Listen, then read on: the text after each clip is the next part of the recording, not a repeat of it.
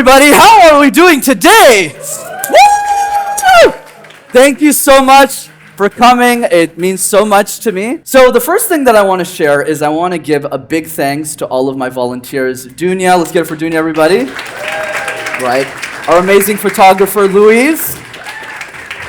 My master of shadows, our creative director, Danny Dow in the back. Funny story about Danny. He was the first person in my life to believe in Master Talk when I started my YouTube channel. It's been 6 years ago since today. He saw my first video. It was absolute garbage. I started making videos in my mom's basement. And he said, yeah, man, the video's pretty good, actually, so you should post it. It wasn't that good, but he's actually the mastermind behind my brand. So every content piece you see on any of my social medias, he's either recording it or editing it. So grateful for you, Danny. And of course, Camille, Rami, I don't know where you guys are on, over there. Thank you as well. I really appreciate you guys.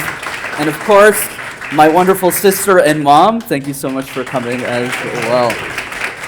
All right, team, so the first thing that I want to teach all of you is this idea of state, and we're going to do an example today. Anyone know who Tony Robbins is by a show of hands? Okay, around maybe 10%, 20% of the room. So Tony Robbins is one of my mentors. I've attended most of his events in my life, and he's considered to be the best speaker in the world right now, in my opinion anyways. And one of the concepts he teaches clients is called state. So state means whenever you're talking, whenever you're being on a stage, your state determines everything. Does that make sense?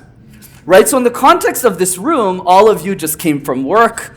All of you are probably a little tired. So the first thing to do is to get into state. So what I want all of you to do right now is on a scale of 1 to 10, I want you to be honest with me. What is your energy level on a scale of 1 to 10? Just yell it out for me in 3, 2, 1. 6. Right, it's like 6 or 7, right? So how do we bring that to 10? Where I'm going to show you. All of you guys stand up. Put on J-Ho, team. All right, follow me, team.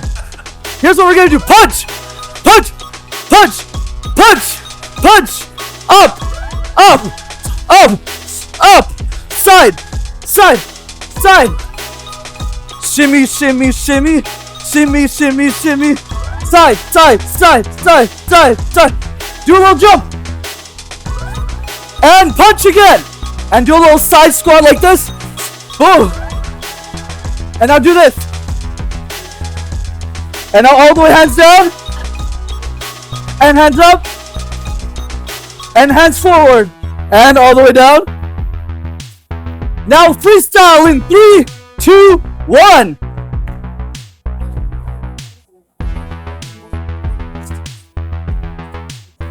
And give yourselves a big round of applause and take a seat. Take a seat.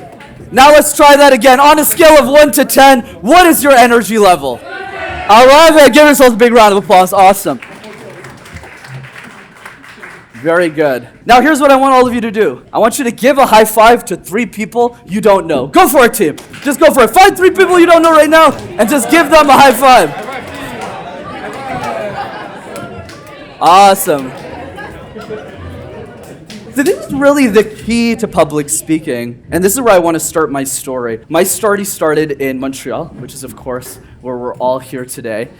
And for those who don't know, when I was born with a disability in my left arm. My mom, struggled a lot to give birth to me. 1 in every 1,000 surgeries, there's a mistake that happens, right? And I was that 1,000. And I got really lucky because usually when that mistake happens, either me or the parent is injured. And we got really lucky that day. Both of us lived. I mean, my mom's right here. But the sacrifice was my left arm. So whenever I was a kid growing up and I'd have to give presentations at school, I was really nervous because every time I would present, right, my hand wouldn't be as neat as my right hand, and that caused a lot of anxiety. And when I think about my relationship with my father, even if we didn't see eye to eye on a lot of things, there's one thing that I'm really grateful for that he taught me, and that was the French language, right? So when I was 4 years old, I remember telling him, Dad, I don't want to learn French. This is not something I want to do. I want to go to English school. I want to study in English. And he told me, Brendan, if you want to succeed in this city, in this country, you need to know how to speak French.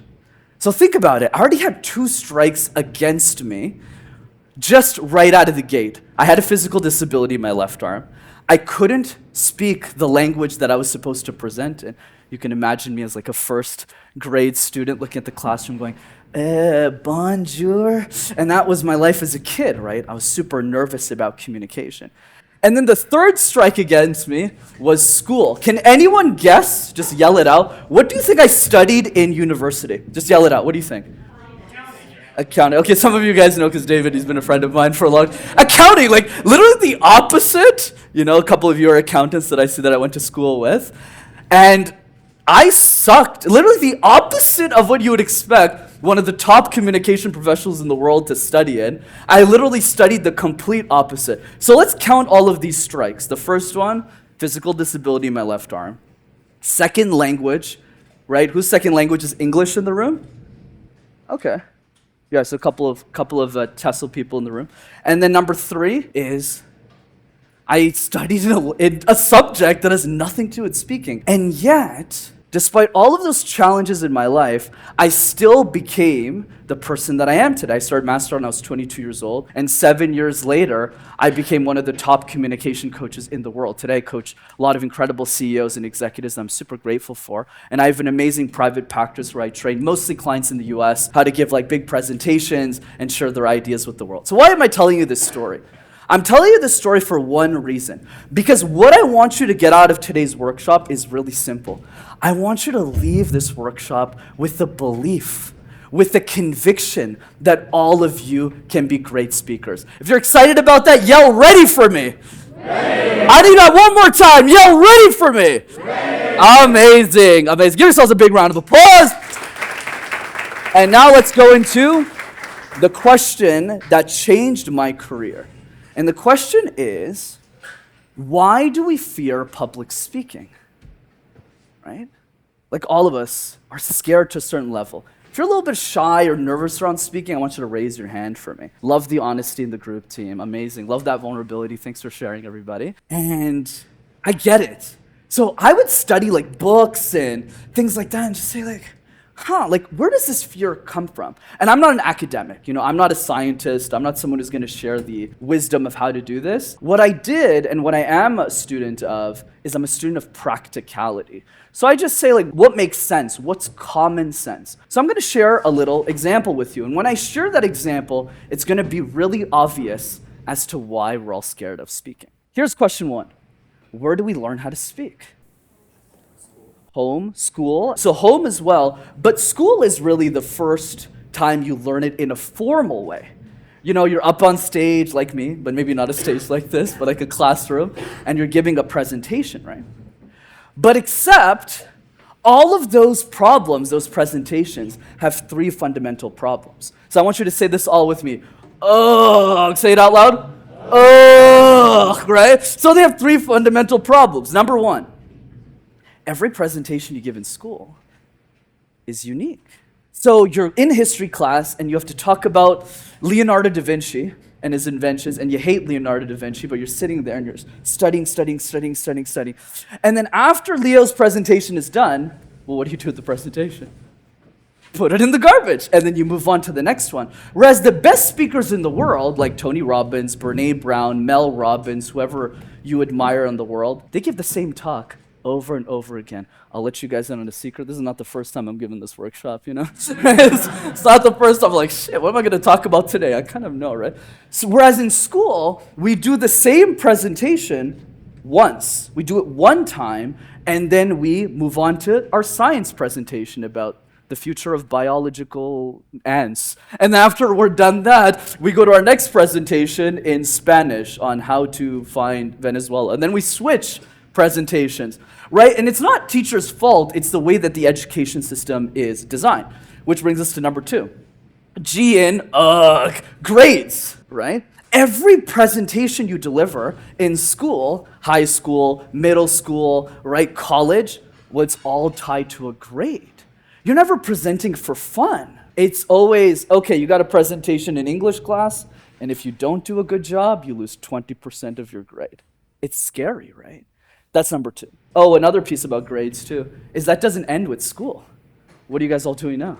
You're at work. And every work presentation, what, are you just doing it for fun? This presentation, you could just deliver for fun. You don't have to worry about it. No, every presentation is stressful. Which brings us to number 3. The third part of ugh, you have to do it. You have to do it. Like every presentation in school and at work, and every time you present and open your mouth in a formal setting, you have to do it. You don't get to do it. Does that make sense to you? All right, awesome. I'll say that one more time. Does that make sense? Yeah. Exactly, right? So if you repeat ugh, every presentation is unique. Every presentation is tied to grades. Every presentation, you have to do it. You don't get to do it. So if you have that conditioning in your mind since you're like 10 years old until your current age, everyone loves it in the room when I assume everyone's 25. So everyone's 25 in the room. Look at that. It's your special day. So for 15 years, you're conditioned to believe that every presentation you give is ugh, ugh, ugh. Every presentation, okay, I put all this effort in, I do it once. Grades, same thing. Oh my God, I'm super stressed out. Oh my God, I have to do this. Well, it makes sense why nobody is great at speaking. Let me give you another example. I want all of you to yell this out really quickly in 3 seconds. What are some examples of classes you do outside of work? Maybe it's a spinning class or a dance class. Just yell it out for me in 3, 2, 1. Improv. Awesome, like golf. I heard, yell it again. Improv. What did you say, Scott? Jiu-jitsu. I love jiu-jitsu. I do MMA, believe it or not, you know. Right, believe it or not. I do a little karate. Don't mess with me. Actually, yeah, please don't mess with me, actually. Now that I'm thinking about it. In that context, well, why do you do jiu-jitsu class? Why do you do improv? Why do you do golf? Is it because you have to do it? No. It's because you get to do it. You want to do it. Is it tied to a grade? I mean, maybe in jiu-jitsu a little bit, but it's not so much. Improv, definitely not tied to a grade. By the way, funny enough about improv, that's how I know about this venue, because I used to do improv classes at Theatre St. Catherine 10 years ago. I'll give them an ad, they have great improv classes on Sundays. And the third piece is, well, it's not really unique, because when you go to jiu-jitsu and you go to improv, well, you're doing the same thing every week, so naturally you're getting better. Does that make sense? So now the question becomes, those of you guys who don't know who I am, 10 minutes in, you're like, man, I'm so glad I came to this workshop. This Brandon guy knows what he's talking. My friends just dragged me here, but now I'm getting it. Okay. So now the question becomes, okay, what's the solution? And we're obviously going to work on this solution today, right? And I call the solution ref. Okay. So think of me like the referee who's kind of intervening in this process, right? So what is the first piece? Well, repeatable, right? If you do the same thing over and over again, you get better at it, like riding a bike, right? So the first time you rode a bike, like I did when I was a kid, I sucked at it, and then I did it a few times, and I still sucked at it. And then after months of practice, I finally got better, and now I can ride a two-wheeler bike. This is where you guys clap, Wow! Ooh, wow! So, man, thank you. I really did. It was an amazing experience. Anyways. The second piece is easy. So right now, our brains are conditioned to believe that communication is something difficult, something that is stressful, something that is hard, something that I don't want to do. Or what if we had a list of exercises that we will be practicing today? Because you didn't think you came to a communication workshop to not communicate. That doesn't really make any sense, right? And for some reason, a lot of top coaches in the world teach it that way, which I find weird. So easy is the second piece, right? Make it easy. So I've designed today's curriculum in a way, and I do this with a lot of my C-level, even middle management. My strategies have worked on 5-year-olds, and they've worked on $100 million CEOs, literally. It works across the board, right? It just makes it easy, fun, practical, and which obviously, fun, that's the key. Saying that's ref, right? Something that's repeatable, easy, and fun. Make sense? Yes. Okay, cool. Now let's get into the content. Okay, so I'll give you an analogy, and then we'll jump right into exercise number 1, because that's the point of a communication workshop, not hearing me speak for 3 hours, because I already know how to talk. At least I think. You'll be the judge of that. All right. So when you learn to drive for the first time, like in a car, like this, when you're driving a car, is it better for you to read 100 books on how to drive or get behind the wheel and drive? Yell out the answer. Man, I love the energy in the group. Can you give yourselves a big round of applause? Wow. Wow, look at this. Look at the energy today. I love it. So driving the car is how you learn. Driving the car is how you learn. And nobody teaches it like this in communication, right? Who's ever taken a communication class in their life, right? What'd you learn in that class? Right? It's like you're there. Like I remember when I was in business school, I took a class called Com 212. Anyone take that class? Right? Com 212. It's like business communications. Can you believe I got a B plus in that class? I got a B plus. I'm still mad about it, honestly. But when I was in business communication, I was like, why are we reading from a textbook? We need to talk. That's how you learn how to speak, right? That's how you engage. And that's what we're going to do. We're going to learn to drive the car. And this workshop's about to get a little interesting, but I'll teach you the framework first. R, Q, V. So obviously I've taught many strategies, and I'll have future free workshops like this that will cover other topics. But really what I've asked myself is that communication is like juggling 18 balls at the same time. One of them is vocal variety, one of them is pacing, one of them is ums and ahs, one of them is smiling, one of them is body language. And the trick is to master one ball at a time. That's actually how you get better at communication and public speaking. So what I've asked myself in my career, you can think of me like a personal trainer for communication. I call this the communication gym, right? What are the 3 easiest exercises that we can work on to be a better speaker? And obviously, let's go through them. Number 1, and this is really what helped me on social media. It was this exercise that I invented a few years ago called the random word exercise. If you've heard about that exercise, raise your hand. Amazing. Out of everyone who's raising your hand, did you actually practice it? That's really the key. Well, some of you attended my workshops have, but that's the key. So what is the random word exercise? I'll give you guys the story and then we'll practice it together. And once again, in a repeatable, easy, fun way, okay? By the way, not everyone's going to be on stage. Don't be stressed, okay? Only people that I've pre-selected are going to be on stage, so don't be stressed, okay? Though I might have Albert on stage. It'll be great, you know? So what is the random word exercise? So I used to be a part of a community called Toastmasters. I'm a big fan of. Toastmasters has it's like a nonprofit organization that has clubs around the world. And I remember attending one of these meetings, and they were covering something called table topics, where you take like a question and then do a presentation out of it. And I thought it was good, but I felt it wasn't easy enough for people. Because the problem with that exercise is you never practice it outside of the meeting. Because you have to think about the question. So I was like, there has to be something easy. So when I was 22 years old, real story, in 2019, I literally made a video about this. And that video today has like 700,000 views on YouTube. But I basically just said, pick a word, like chicken or potato or Aphrodite or like wall, and create a presentation out of thin air. That's basically what the exercise is. So I tried it. I've done this on hundreds of clients. And they've all crushed. They all sucked at the beginning, they got better, and then they saw momentum, okay? But obviously, the easiest way to show you this is to demonstrate it. So let me pick a volunteer who doesn't know me. I'll start doing the exercise. I'll pick, yeah, let's go with you. Yeah, go for it. What's your name, brother? Jad. Jad? Yeah. Awesome, Jad. So what I want you to do is give me any word you want and make it like super random. Okay, donut. Awesome, bro. Thanks, Jad. Appreciate it, bro. Right, so Jad gave me the word donut. So watch me do this exercise in 3, 2, 1. Ever since I was a kid, I used to watch a show called The Simpsons. Everybody like The Simpsons here in the room? Man, and the main character of The Simpsons was a guy named Homer, right? Where he would go, instead of going, ugh, he would go, dough. You know, it's like a different sound that he would make.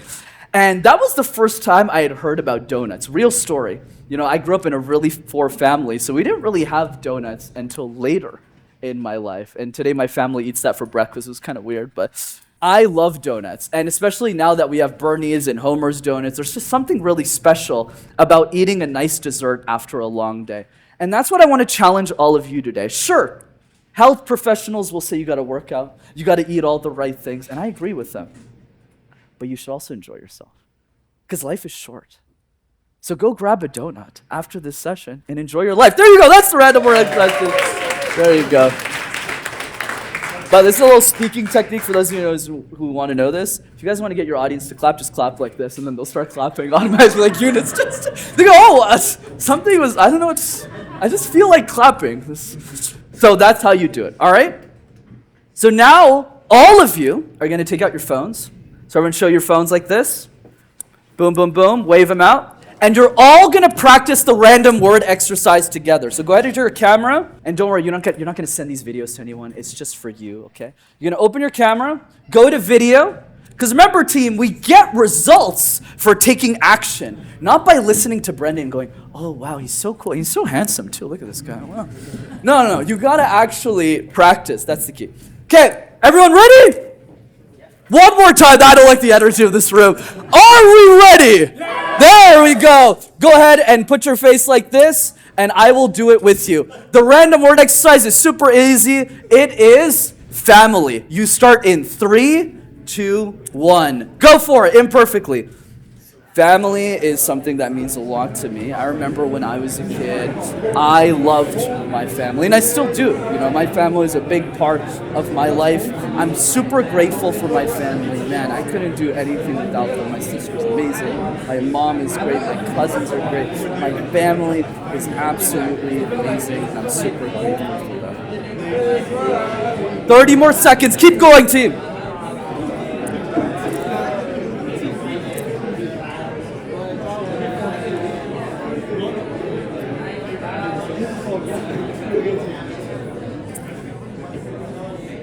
Ten more seconds.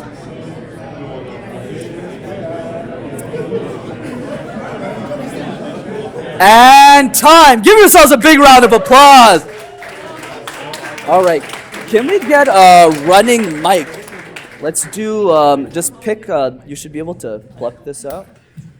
Yeah, and while Dunya's doing that. Okay, cool. So here's what I want people to do now. Don't, we're not going to get on stage yet. I just want you to raise your hand and share in one word what was the emotion that was going through your mind when you're doing that exercise. So just go ahead and share. Just raise your hand right away. Okay, go for it, Mihu. Panic. Panic, awesome. Go to Sharon. Anxiety. Anxiety, thanks for sharing. Anyone else? Yeah, let's go Alexander and Maria. Let's get both of them. I was trying to think what to say and try to formulate a strategy. What opens, what middle, and what finish. Absolutely. I love it. Very strategic. You're a very systems guy. I love it. Yeah, Maria. I'm an engineer. Yeah, there you go. Makes sense. Maria, go for it. On the other hand, I was totally lost. I was speechless. It was just like, oh my God, oh my God, oh my God, and that's it. I love it. Thanks, Maria. Let's do one more. Let's go to Mark over here. Right. I felt a little cringe, just not to come off as okay, what is he making up and stuff. That's the thought I had. Absolutely, Mark. And thanks for that, Mark. And let me add a few more to this, Pissed off? Why is this Indian guy, I'm Sri Lankan, but why is this guy making me do videos? I just came back to work. I hate this guy. What's this guy's problem? Who does he think he is, Right? Maybe you're a little mad with me. Maybe you want a refund. Well, too bad. You didn't pay anything to be here. So you're not getting a refund. I'm just telling you, you can call my team, but they're not going to give you a refund, guys. So that's the key, right? So how do we fix this? We fix it by doing it 5 more times, right? That's the key. That's it. Can we get some excitement for that? Amazing. So go ahead and take out your phones. Come on, show me your phones, guys. Remember, you guys signed up for a communication workshop, and my goal is to actually make you communicate. What do you want, a 3-hour workshop where you don't talk? That's how you get better. All right. Word number 1, we're going to reset this. Your word is destiny. 60 seconds, word destiny. Start in 5, 4, 3, 2, 1. Go, guys, destiny. 60 seconds.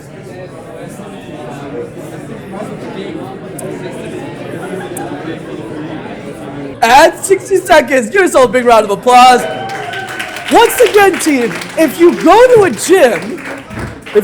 a gym, right, and you go, and the trainer goes, okay, Scott, I need you to do 1 push-up.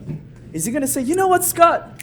Dude, you did 1 push-up, man. I'm super proud of you. You can go home. Says no personal trainer ever. You're in spinning class, and you spin for 2 minutes. Not going to say, you know what, Sharon? You're so good, you did 2 minutes. I'm super proud of you. You can go home now. No, you got to spin the full 60, right? Same thing with all of you. It's just I'm the first guy, I guess, in the world who's forcing you guys to act in the gym as you do in speaking, which means 4 more random word exercises to go. Exactly. Love the energy. All right. Your second word is pink, and you start in 5, 4, 3, 2, 1. Pink. Go for it, team.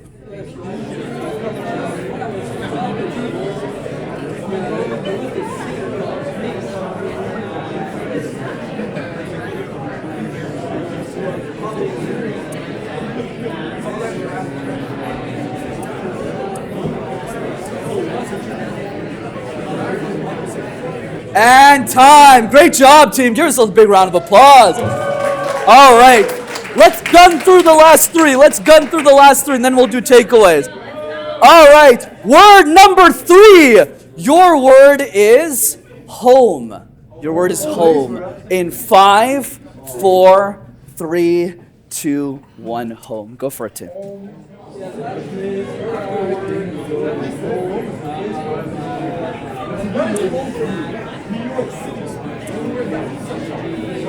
And time. That's word number 3. Give yourselves a big round of applause. Amazing.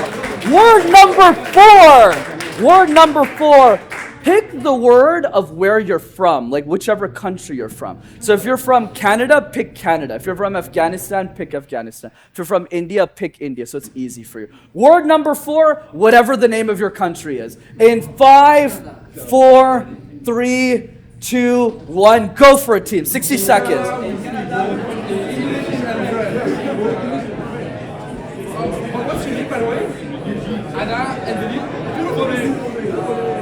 And time. Give yourselves another round of applause. And your final word, and then we're done exercise 1, team. I promise. Last exercise, last word is going to be whatever you studied it. Whatever you studied it in school, right? So if you studied something boring, too bad. And if you studied something exciting, even better. Whatever your field of study is, in 5, 4, 3, 2, 1. Last random word, team. Put a bunch of energy into it.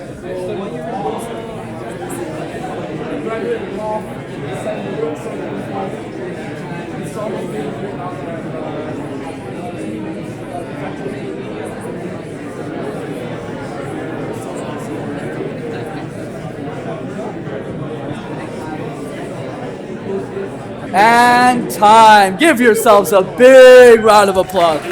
Woo! All right. I want 5 people to share for 30 seconds. What did you get out of that exercise? How was it different from the first time you did it? Show me your hands. Ideally, people haven't spoken yet. Let's go to Ish over there.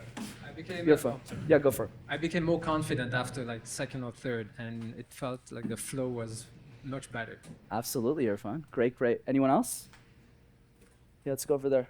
Let's go to Ornella. Yeah, just give it that. There you go. Because I'm also part of a Toastmasters class, so some words there are sometimes quite easy to describe. When you said pink, I realized that I don't have much to say about pink, right. But also I got into a creative mode to just ask myself a question: what does pink mean to me? And from there, I was able to start build up the rhythm of talking. Yeah, that's a great point, Ornella. Yeah, whenever you do a word, and I did that on purpose, right, where I gave you a word that you're just like, wait a second, pink, how am I supposed to tackle that? Well, it kind of makes your mind work in a different way. And when you do this a lot, it creates a lot more confidence when you go back into the battlefield, which for all of you is the corporate world. Some of you are entrepreneurs. Actually, I'm curious, how many of you are business owners? Okay, it's around like 10, 20% of the room. Okay, so most of you in corporate, right?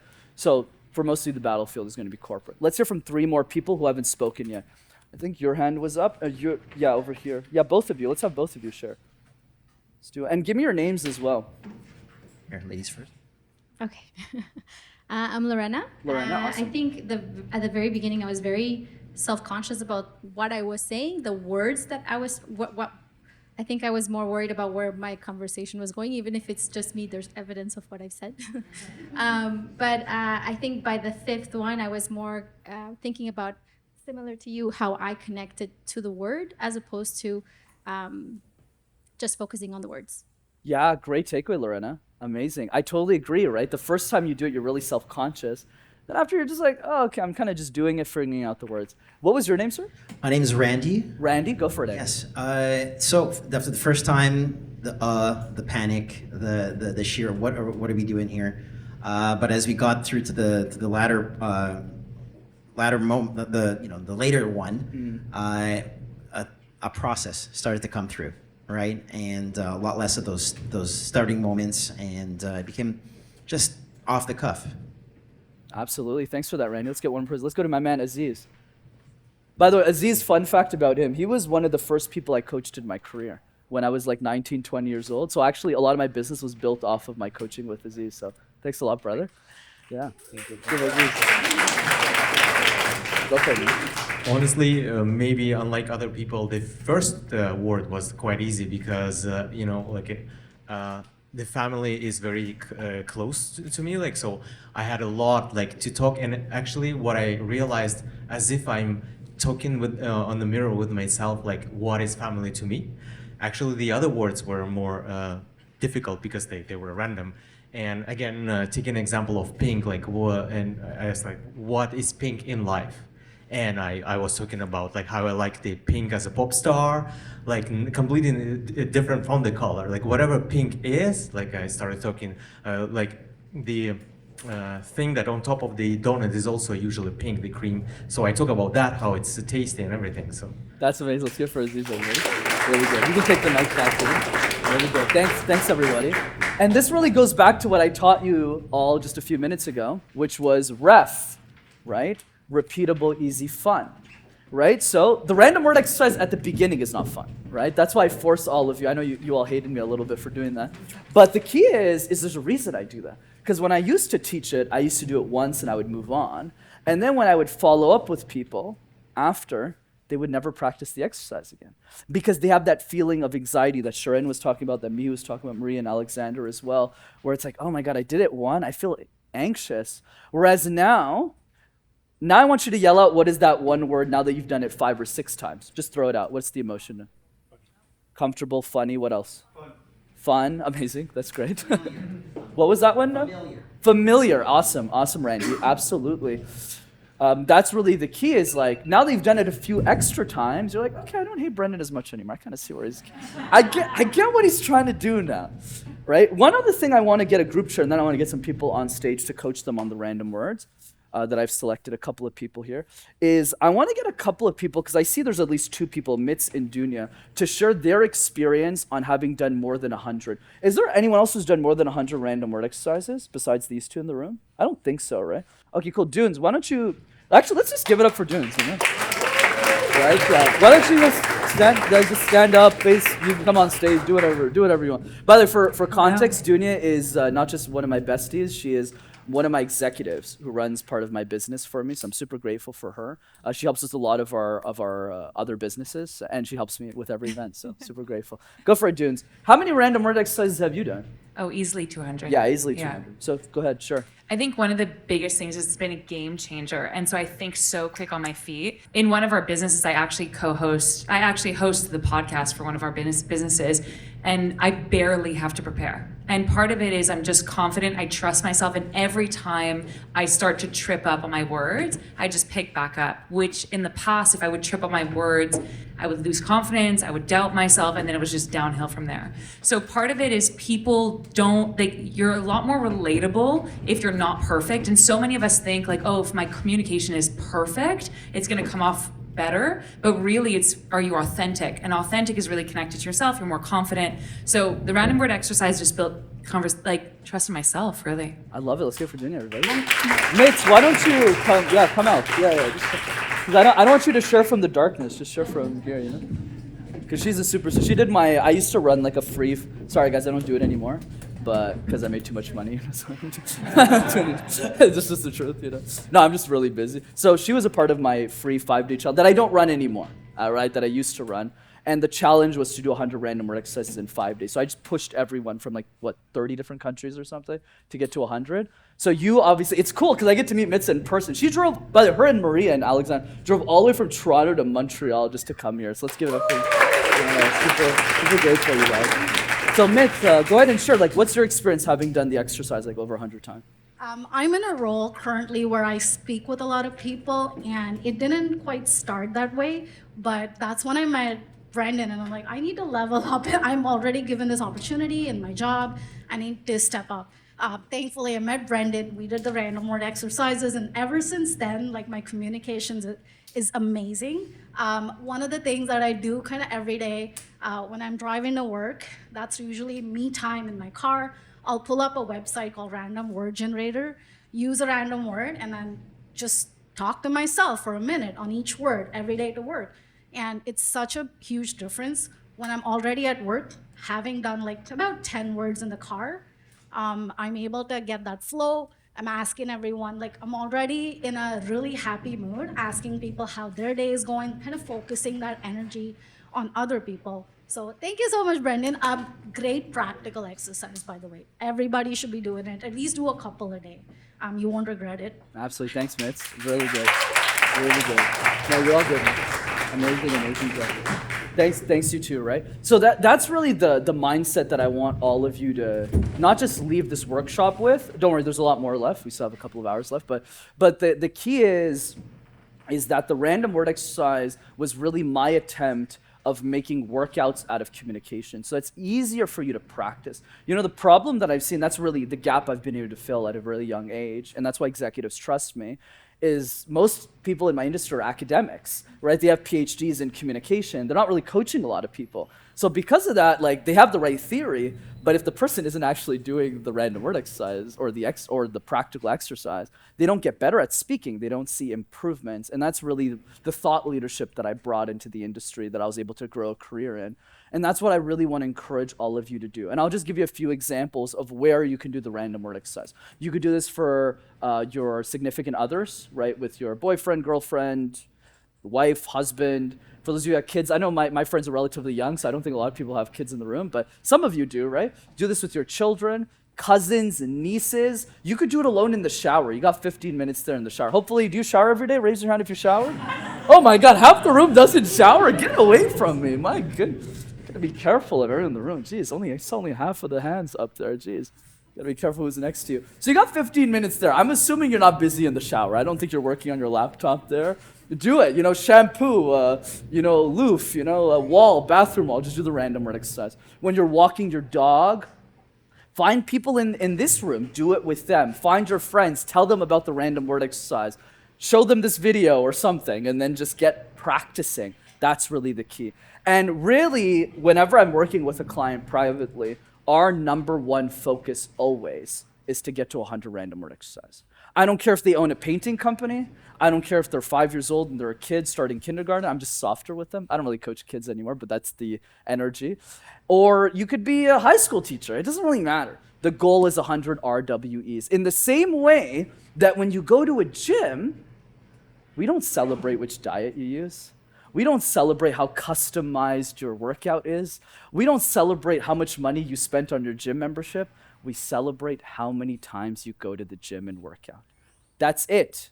That's all we celebrate. If you're getting started with your gym and you want to get fit, like I started doing a few months ago, because I wasn't taking care of my health for a long time to build my business, and in that journey, well, my coach doesn't care about my diet plan. He doesn't care about my calorie intake. He doesn't care about what types of workouts I'm doing. All he cares about is Brendan going into the gym 2 times a week. That's it.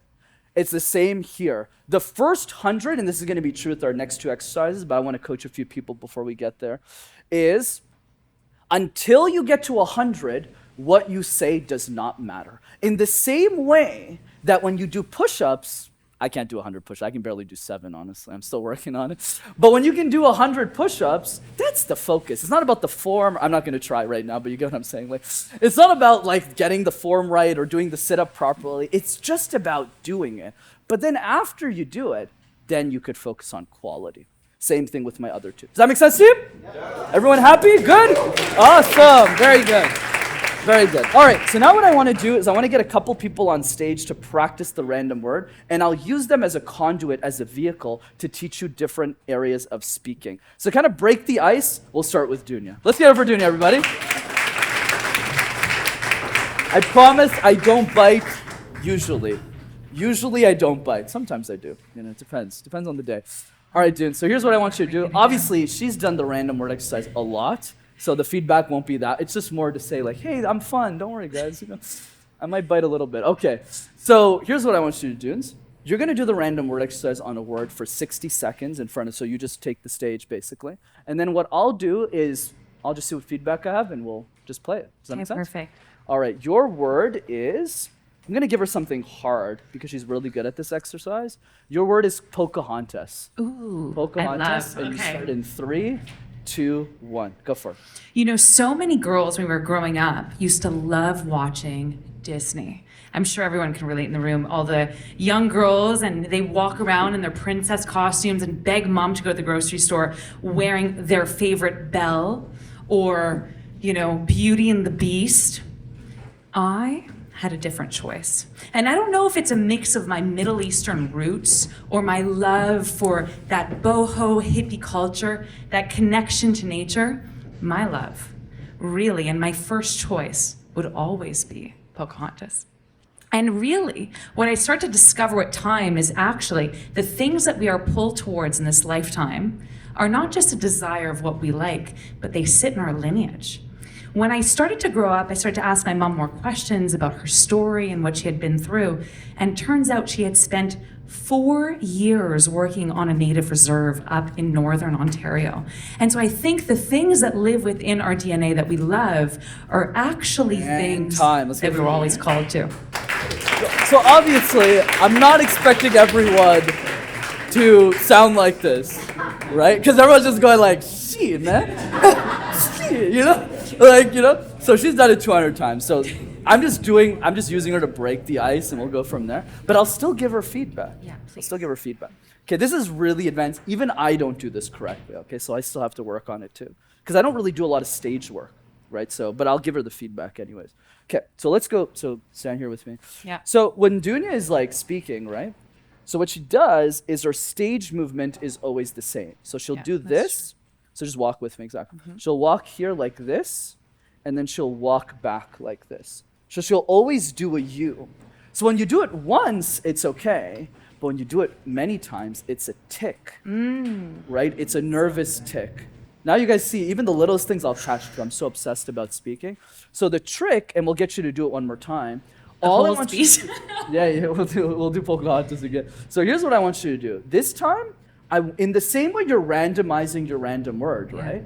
Do the same thing with your stage movement. I don't even care if it's right or not, because there's no right or wrong. Like body language, there's no right or wrong. It's just, are you moving? What I don't want is this. Hi, everybody.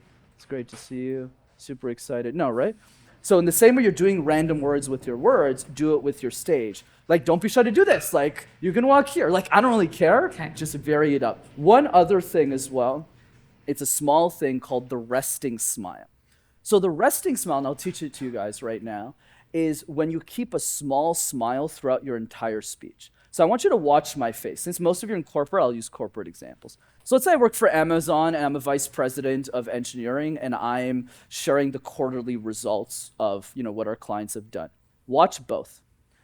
Hi team, my name is Brian Kumar. I'm vice president of engineering at Amazon. Today I'm really excited to share our quarterly results. We've had 3 major wins within the quarter, 1, 2, 3. Super excited for all the wins, and I'm really proud of what the team has accomplished. That's version 1, right? Version 2, watch the difference. Okay.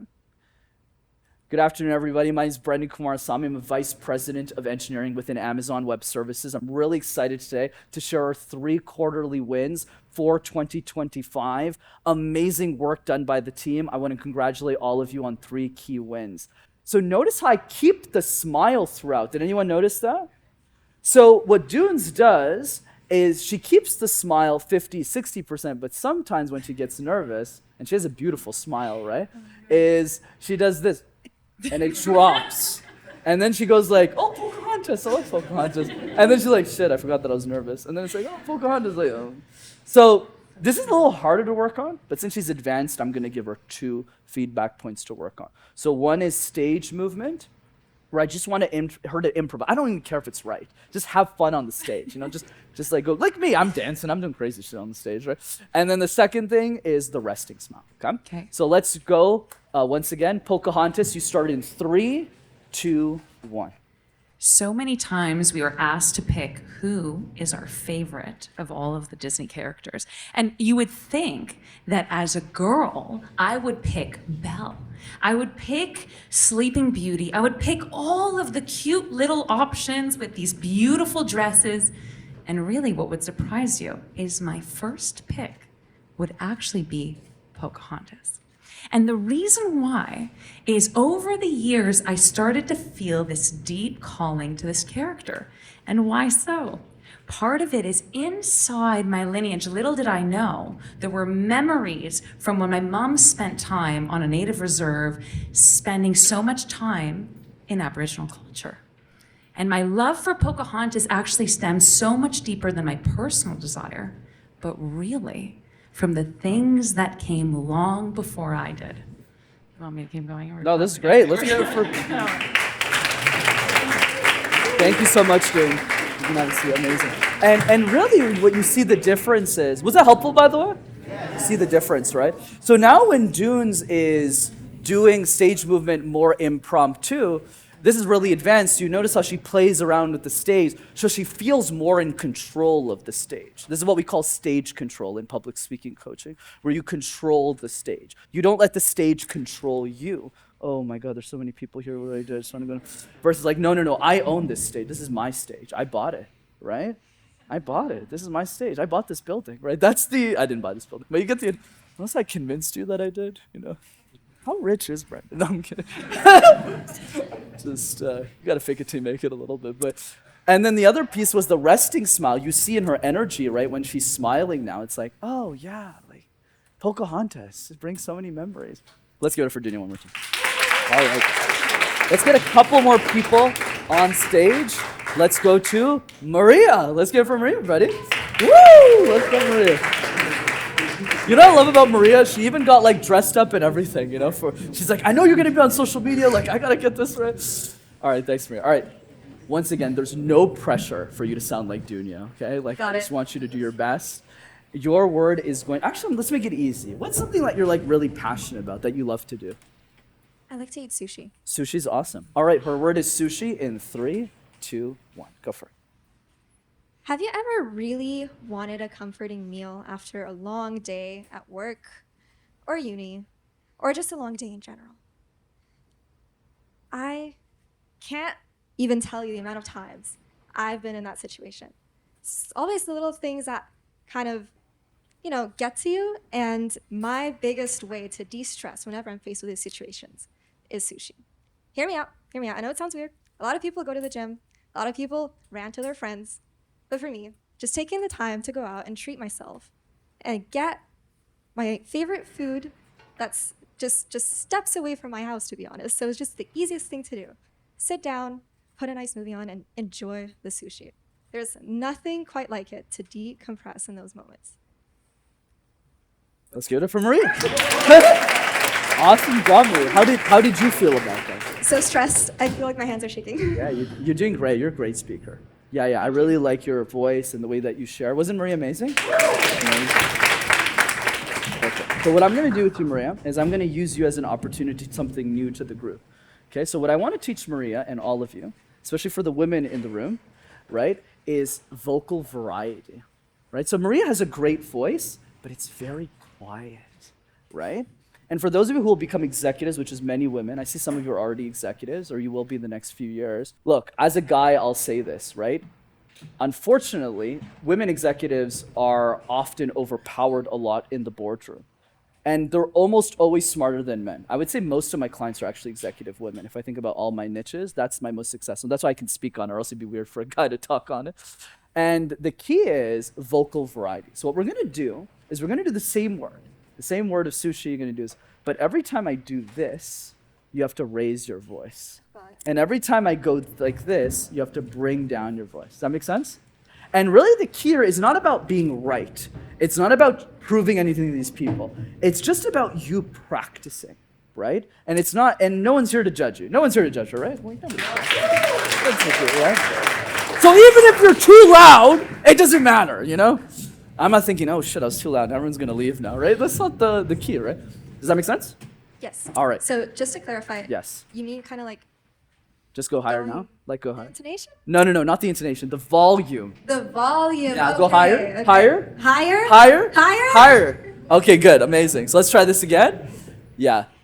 Generally, because she asked a good point here, 90% of the time, you never have to change the pitch of your voice. 90% of the time. I've worked on maybe 300-400 voices in my career so far.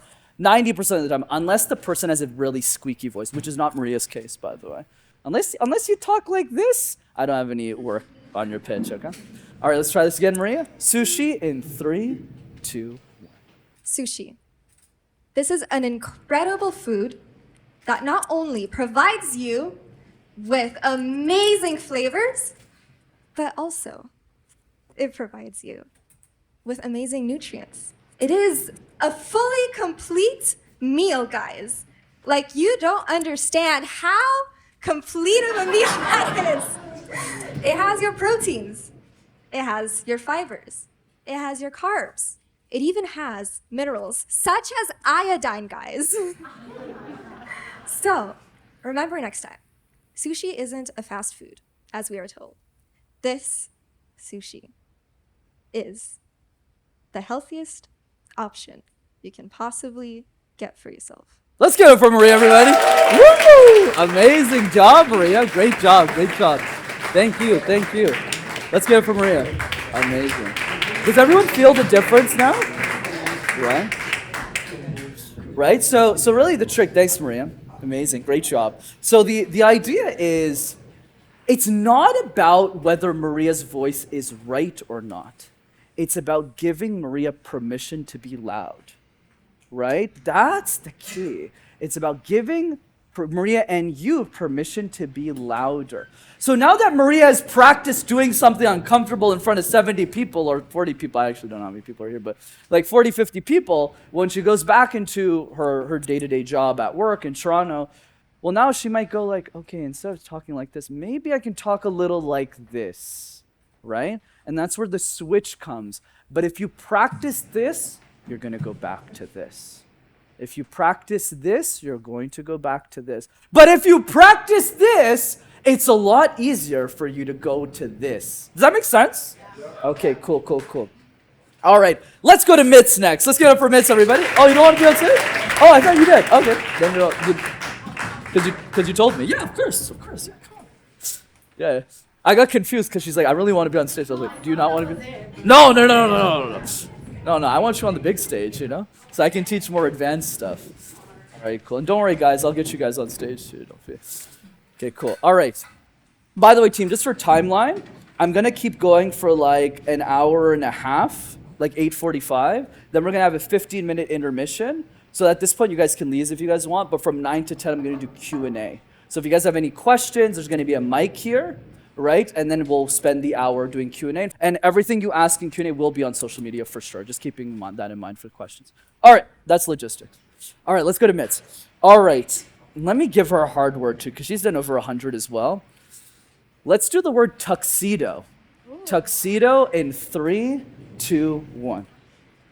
We all love birthday cakes or cakes of any kind. The fondest memory from my childhood was having a tuxedo cake. There was nothing like it. It had the perfect combination of vanilla and chocolate, and it might not be a Canadian thing, but I think in India back then it was quite popular. It was 1 layer of chocolate, 1 layer of vanilla, and perfect amount of cream to cake ratio. That's really critical, guys. When you have a cake, you can't have a lot of cream, but you can't have a little bit too. It has to be sufficiently moist, has to go down smoothly. You don't want to reach for a glass of water after, not too much sugar either. And that's how you get the right cake. And tuxedo cake hit all those check marks. So go try it. I think there's like a recipe online too.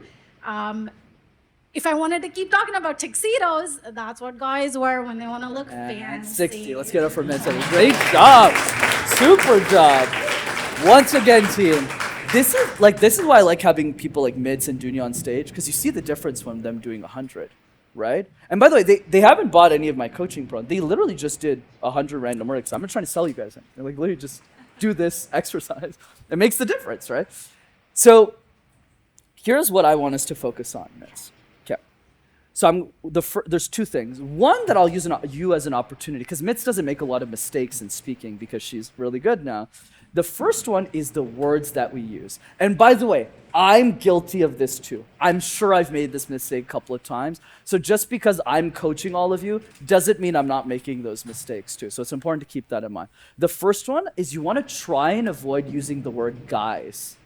Guys, guys, guys. What's up, guys? So much Yeah, I of know. it. I used to too, and I've toned it down. The reason is just because it's not that it's bad. It's just not the best language in the corporate world, right? Whenever you're speaking. The second one that a lot of you use in the room, especially since most of you are younger professionals, since most of you are friends I knew from college and stuff, the word that I never want you to say in corporate, I think. Never say I think. Always say I believe. I believe we should do this. I believe this is the right forward. The second you say I think, it's immediately a sign of weakness. Once again, the context is corporate, okay? When you're with your family, you can say, I think we can do this. Like, that's okay, right? But when you're in the battlefield, that's how I coach clients anyway. When you're with like senior executives, when you're talking with VPs and stuff, and they're going, hey, Mitz, Brendan, what did you work on this week? Oh, I think I worked on this. Don't do that. Don't do that. Avoid the word I think. Does that make sense? Okay. The second thing that I want you to do, Mitz, is similar to Dunya. I just want you to own this stage. This stage belongs to you. Whereas most of the time you stayed in one area, which is totally fine. It's just since we have a stage today, might as well use the opportunity. We've paid the big bucks. Right, since you paid the big bucks to be here. No, I've paid the big bucks. This was $75,000. No, I'm kidding. I'm just kidding. I'm just joking. It was actually pretty fair. So the key is I just want you to be in the same way you're doing the random word exercise with words, do it with the stage. That make sense? So that, and let's avoid guys and I think. Avoid it to your best. Tuxedo starts again in 3, 2, 1. The word tuxedo brings memories of Oscars. I am a total celebrity gossip person. That's my favorite pastime activity to do. I watch all the Oscar runways and guys on the runway in their tuxedo look amazing. They dress so sharply, they look fabulous, and when they're trying to present themselves, tuxedo seems like the best option going forward. But with the world now being the way it is, there's a lot more to men's fashion that's come out. And do they carry it really well? Absolutely so. But tuxedos does have its special place. For me, it again brings that classic old world charm to the Oscar red carpet. And I'd like to see more of those on the runway in the future. Let's get up for Mitz, everybody. Great job, Mitz. Awesome. No, you're awesome. Nah, it's okay. You said guys in tuxedos, so you kind of saved yourself. I was like, it's good, don't worry. So remember, the next time you're in corporate, just say, hey guys in tuxedos. Hey guys in tuxedos. Oh, no one's in a tuxedo? Oh, too bad. So this is my update for the week. All right, that's really the key. All right. I know Ram wanted to go next, so let's go to Ram as well. Let's go, Ram. I know you wanted some coaching as well. And I need more diversity, on stage. I'm very, brutally honest. That's the thing. I don't want to build. I did not say I wanted to go up. But he is. But he is. I'm here now. I lie a lot too. All right, Rob. So your word, let's go with... No, I don't want to embarrass you too much. Let's make it easy. I was going to say Cinderella, but okay, let me make it easy. Let's do finance. Just do the word finance. Yeah, okay. In 3, 2, 1. So when I was younger, I'm a second generation here in Canada. When I was younger, I always thought, man, I want to make a lot of money, to be honest. So I was in school, elementary school, and I would always wonder what I should be to make a lot of money. To me, I could be an actor, but then I realized I'm not going to grow any taller, so that's cut. And so I started brainstorming. I was thinking about therapy as well, and arts, because I paint as well. But I realized I'm not going to make money there either, so then I chose finance. But the thing is, finance is such a large umbrella. There's so much you can do, and so you really need to choose the right subsector in finance to make money. Thankfully, I chose the right path, ended up in investment banking and private equity. And so, yeah, I'm pretty happy with where I am. I think people in general need to have financial literacy is very important. No matter who you are, whether you're a doctor, an artist, a speaker, whatever it is, you need to understand finance. Let's hear for Robert. Oh, hold it. Great job, Ram. Amazing, amazing. Yeah, I just pulled him on stage because he's my buddy, you know. All right. So really good speaking, actually. You have a really good tonation. That's why he's in the best field in finance you could be, right? Investment banking, private equity. So I'll use Ram as an example to showcase getting rid of your ums and ahs. So a lot of us, when we talk, a lot of us make this mistake, right? And it's very easy to fix, actually, because he's a smart guy. You know, he'll do it in one shot. Is a lot of us, when we speak, we say to buy time. So let's say we're in school, right? And we're going, oh, and we use that to buy ourselves time to say what's next. So what do the great speakers do differently? They're still buying time because they don't know what they're going to say next either.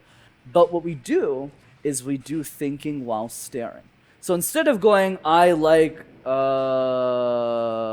apples. By the way, you weren't that bad. Okay, it's just that's more just me exaggerating. It was I like apples. Do you guys see the difference?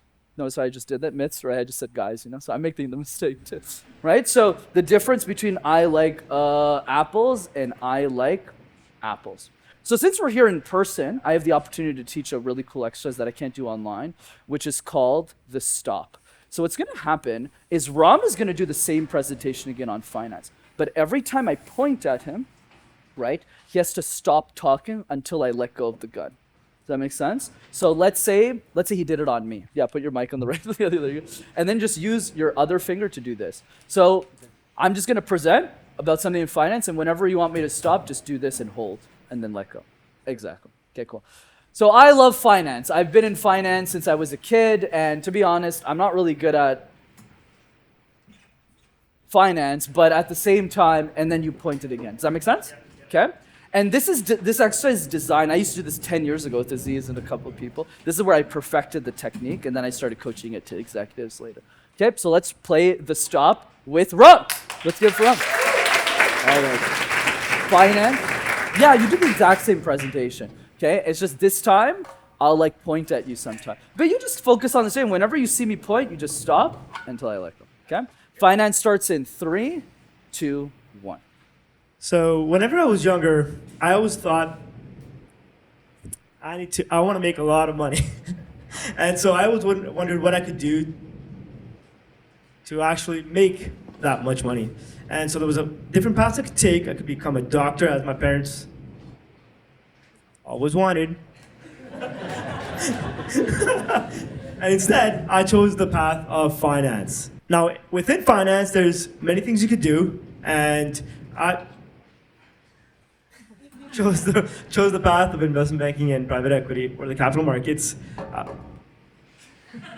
which I am very passionate about, and I'm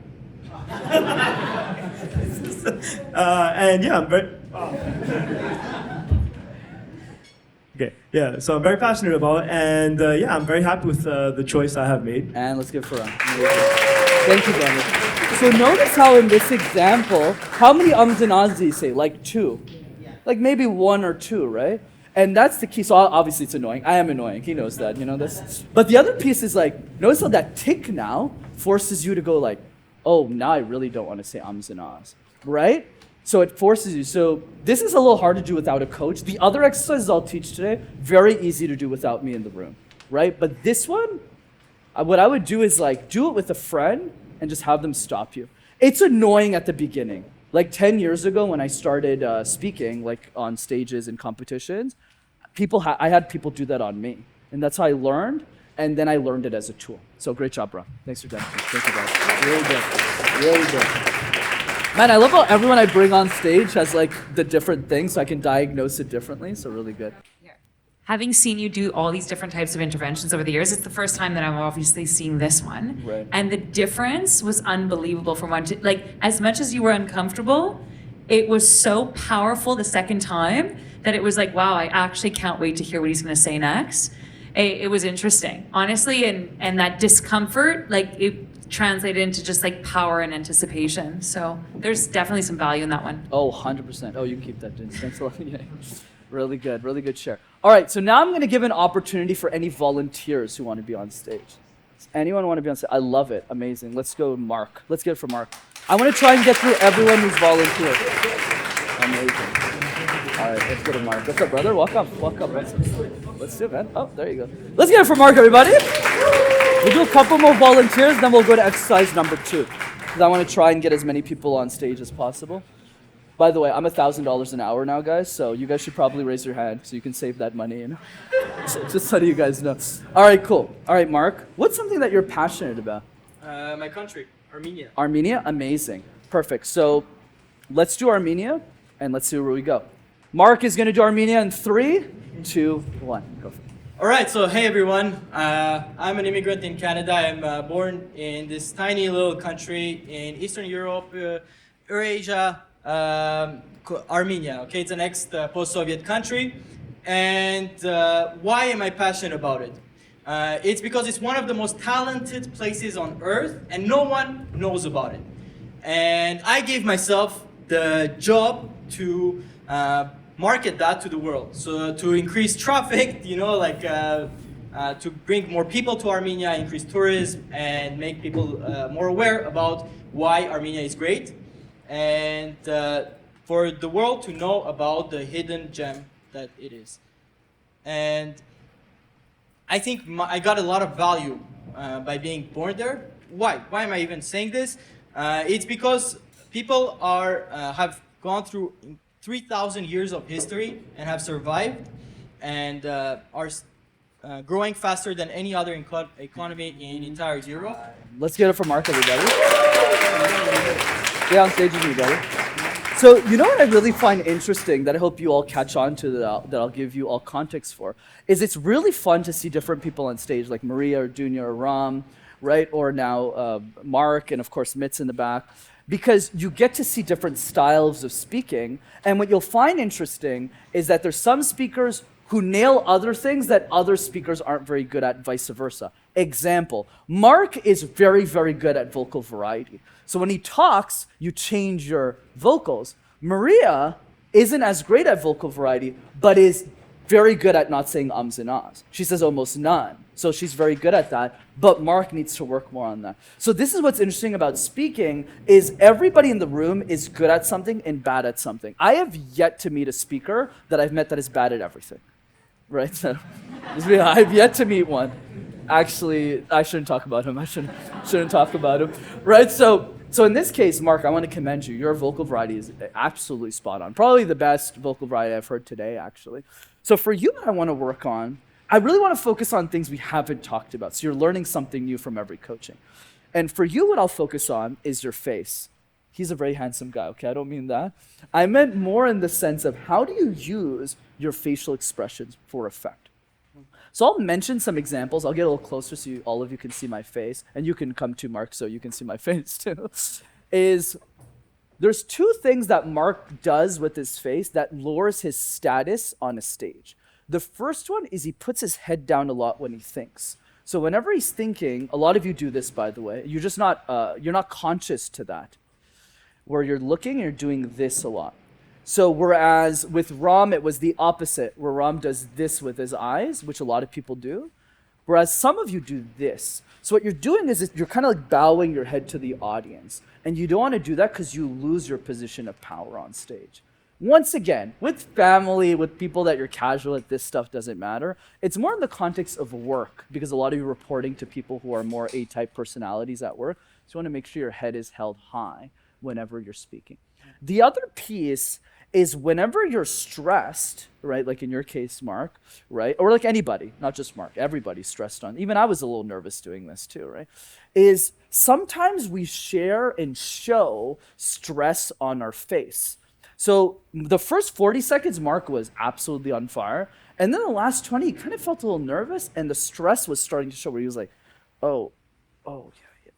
yeah, this is what Armenia is. So you got to make sure that whenever you're stressed, you want to channel it throughout your body, not on your face. So that way you don't give it away.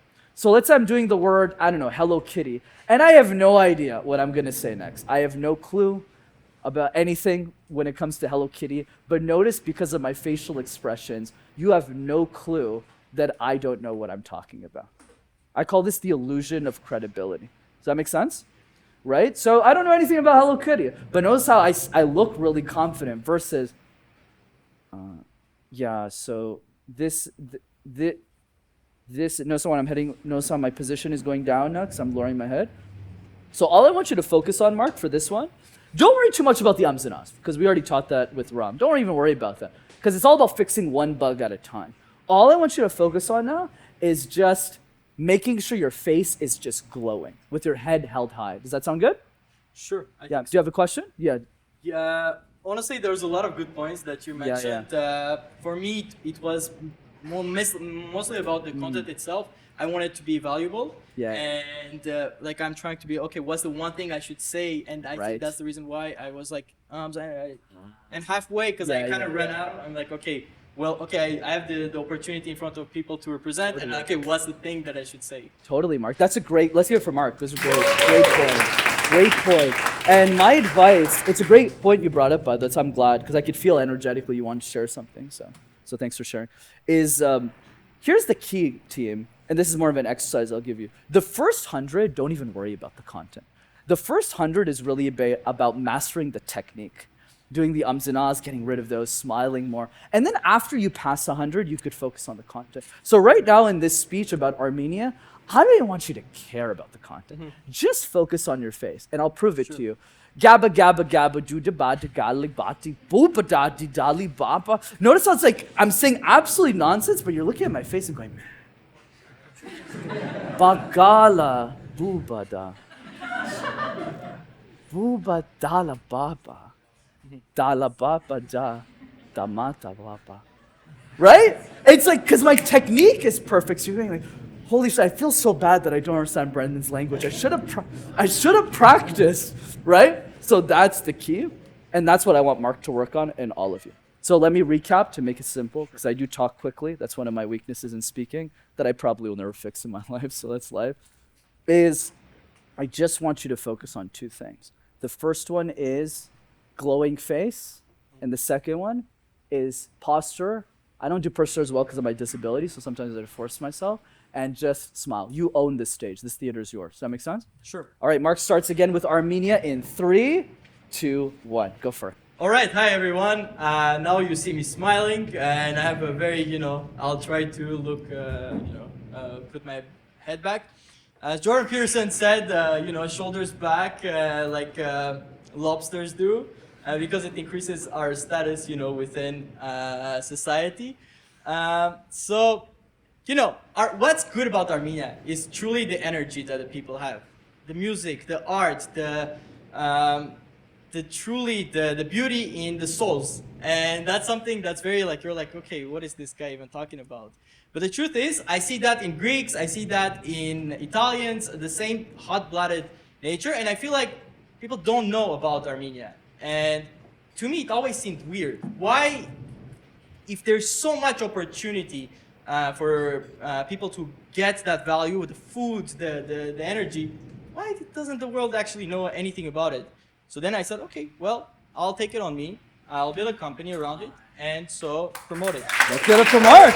Great job, man. Awesome job. Thanks for coming on stage. Okay. And you see the difference. And here's the trick that I didn't tell Mark, that I'll tell him now, which is, feel free to take a seat, Mark. Thank you so much, man. Great example. Is even when I told him not to focus on his content was still good. That's why I tell you to not focus on content. So my little trick. I lie to you a lot, by the way, for your benefit sometimes, most of the time. But that's really the key. Does that make sense to you? All right. Mr. DJ, tech team on the top, can you play Turn Up the Love, please? Do you guys want to hear a dad joke? Yes. Too bad I don't have one. You guys want to hear a mom joke? No? Oh, too bad. All right, go ahead and stand up, team. Stand up for a while. Come on, team. Let's go. Let's go. Louder. Put the louder music. Punch, punch. Punch, punch. Side, side. And jump. And freestyle. Let's go, team. And up. And give yourselves a big round of applause. Woo! What is your energy on a scale of 1 to 10, team? That's exactly right. Because whatever you believe is what happens. I'll teach you something that I got from my mentor, Tony Robbins, which is called advanced affirmations. And we're going to do this together. Does that sound good to you? Yes. Okay, cool. All you do is the words that you say are powerful. Right? And we'll cover this in Q&A for those of you who have personal questions about my life in an hour.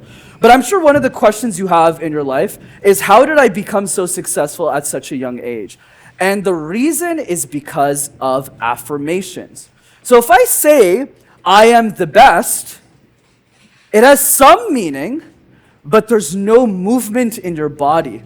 There's no movement in your flow. But if you wake up every morning and say, I am the best, then it's like you come in with the conviction. Because remember, most of my clients are 30 years older than me, right?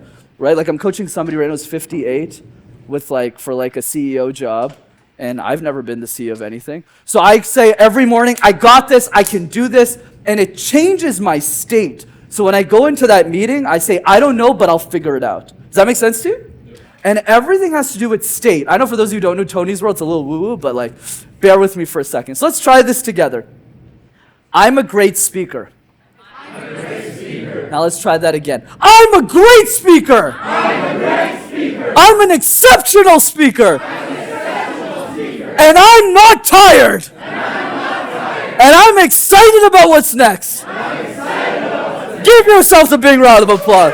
Yeah. So I'll stop the woo there, but it just gives you an idea. Can you all see the difference in your body when you feel that and you just do that a little bit? Obviously, it's kind of weird when you do it alone. When you're doing a group, no one's really watching you, so you're just doing that. And that's what I really want to encourage you to do. I do affirmations all the time. That's why my sister and my mom are super patient with me, because I'm yelling all the time in the basement. And they're just like, man, good thing that he does well in business, or else, man, this crazy guy, So that's really the idea, team. All right.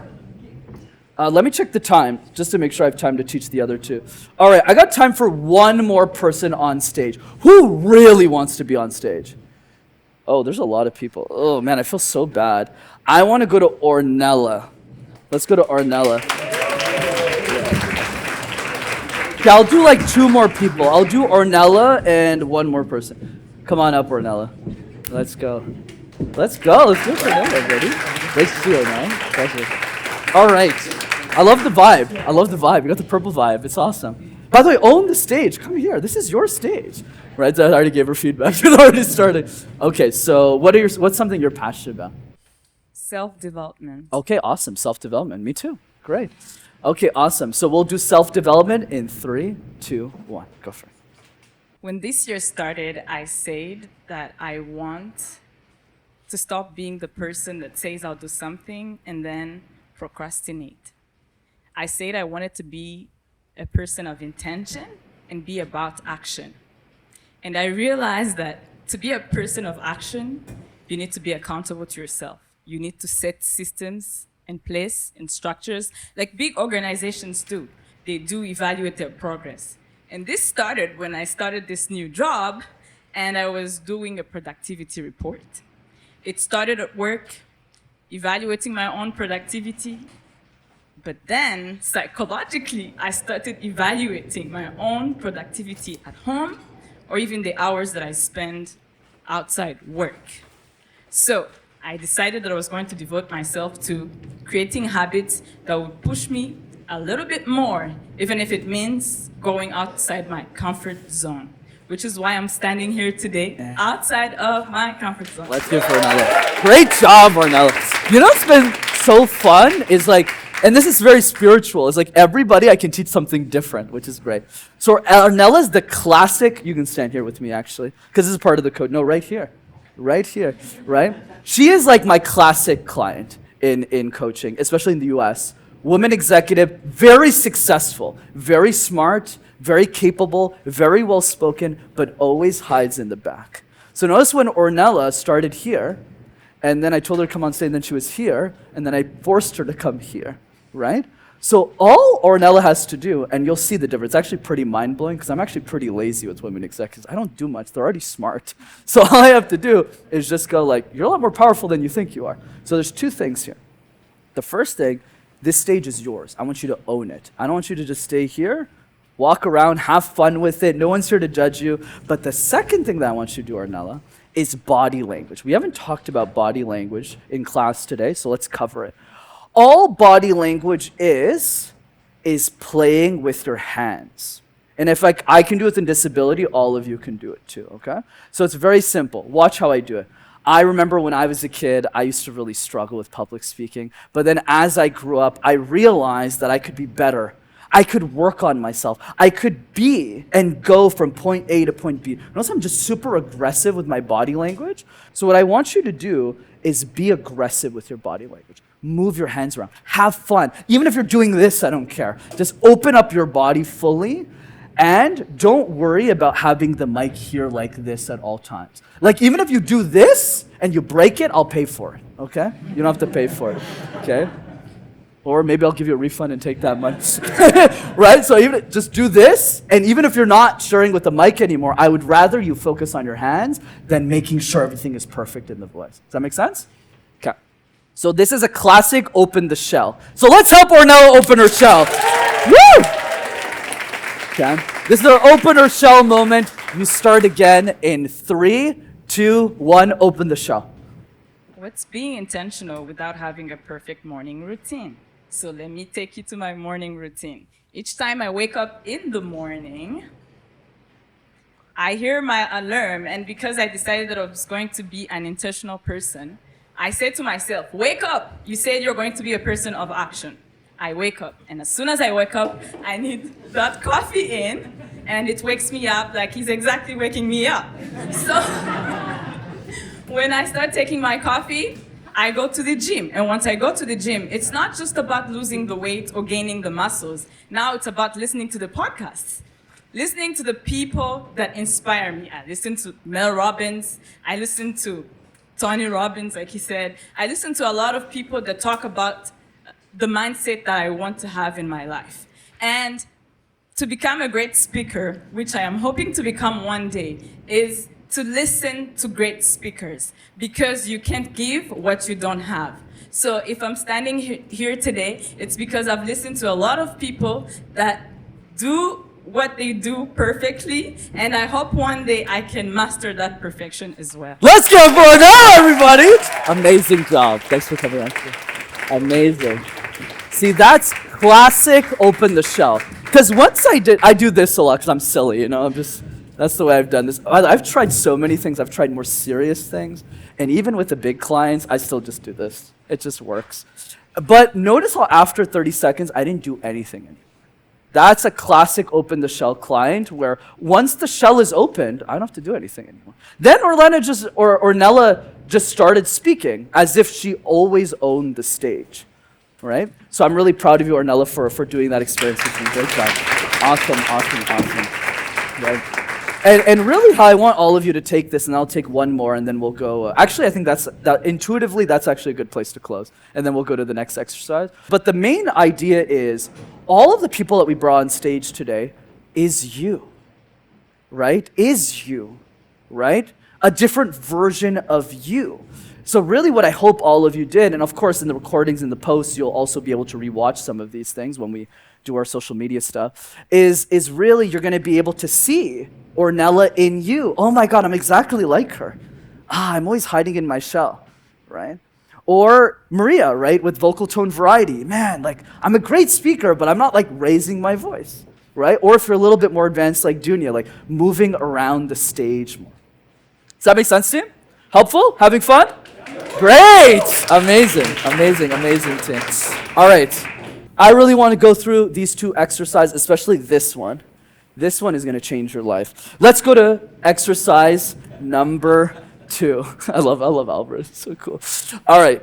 QDs. So we learned the push-ups of communication, right?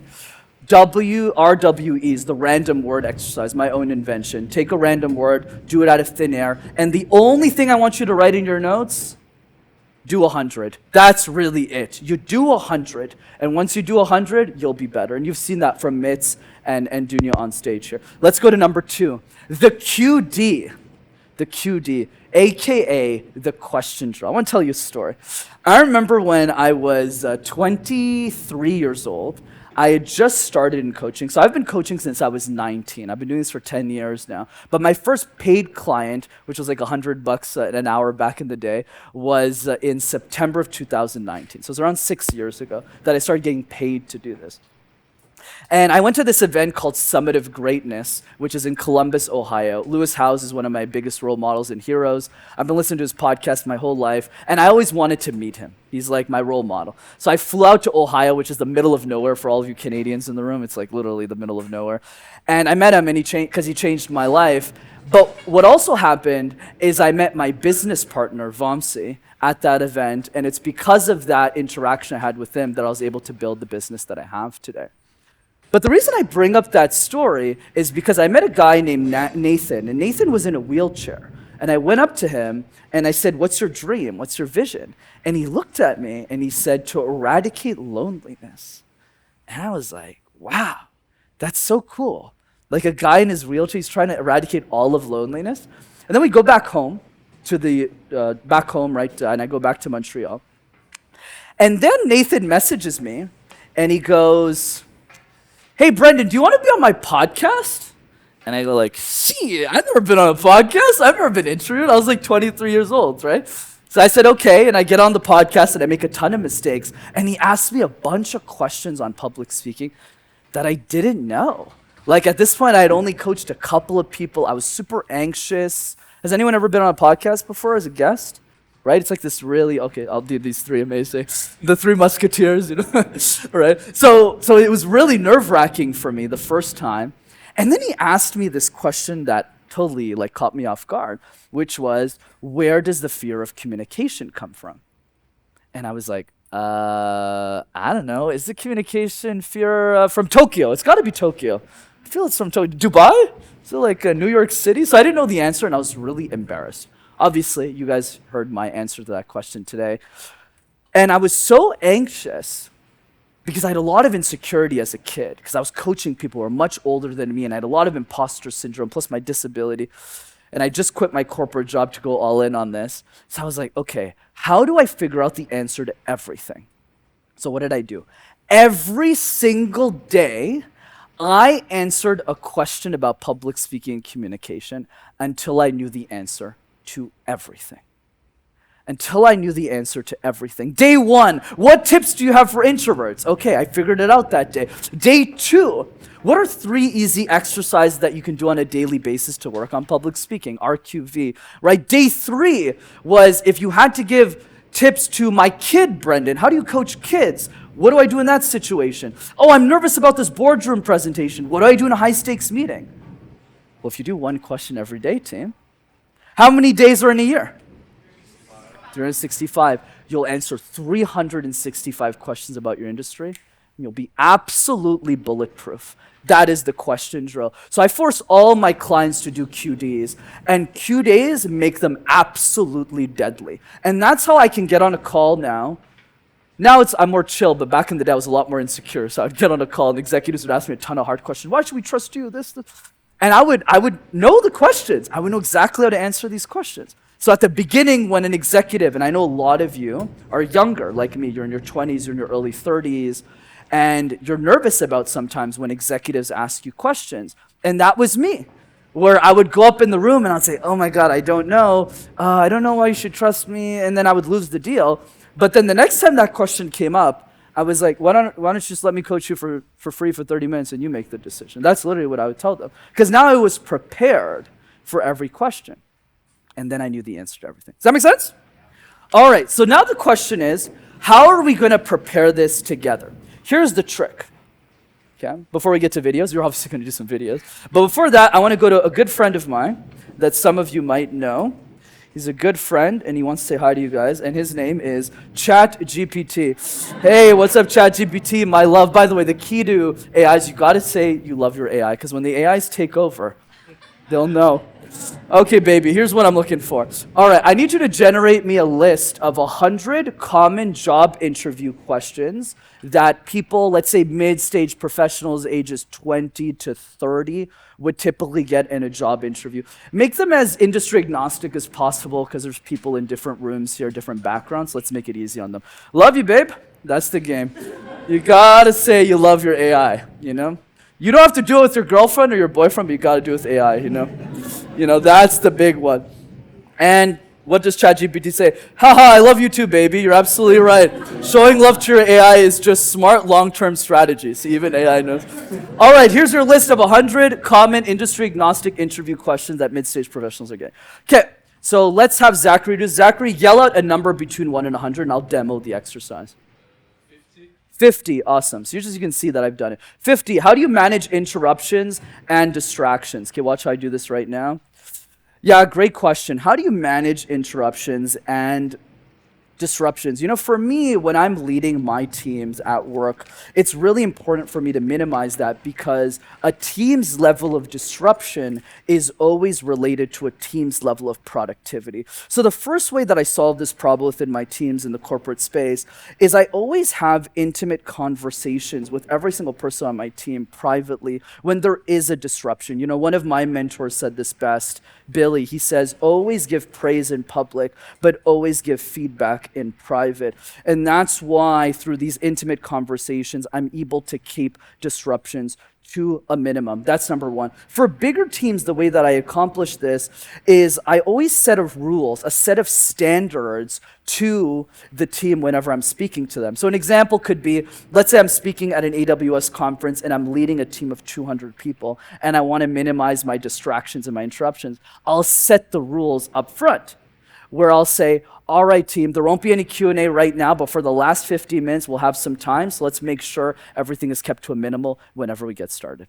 So that's an example of me just doing it right away. So you can tell, I'll never tell you to do something that I'm not doing myself. Even if I haven't done a job interview, and hopefully I never have to do one for the rest of my life, but I'm constantly preparing my executives for job interviews. So I always need to be better than them. So I'm showing them. So the goal is not for you to sound like me, where you guys are like, how the frick does Brendan know that? Like, how is he? I wouldn't have known to answer that question. The goal, once again, is to what, Nike?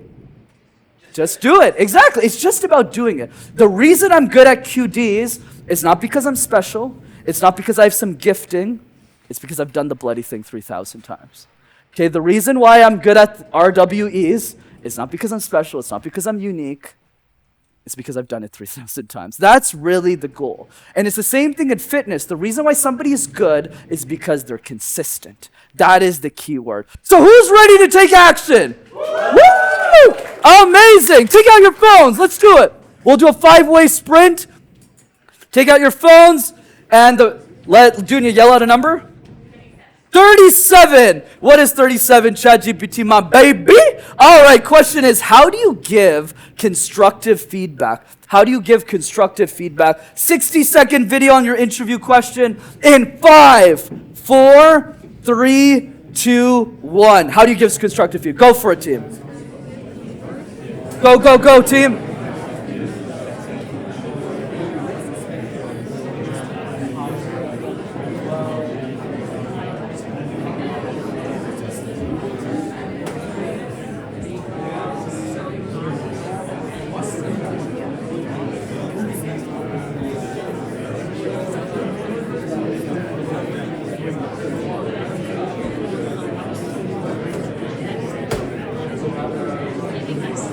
Thirty seconds left. Keep going, team.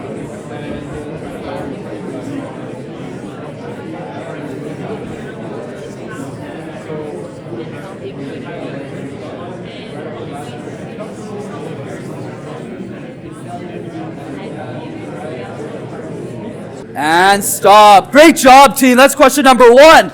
Let's keep the energy going. 4 more questions to go. Scott, go ahead and give me a number. What's the number? 23. 23, ChatGPT. Give me an example of a time you went above and beyond. Give me an example of a time you went above and beyond. Question number 2 starts in 5, 4, 3, 2, 1. 60 seconds, team. Go for it.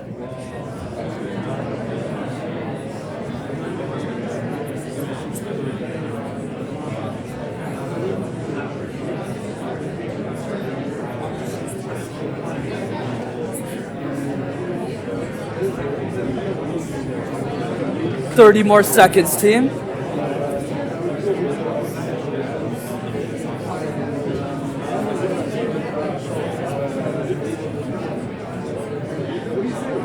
And time. That's question number 2. Great job, team.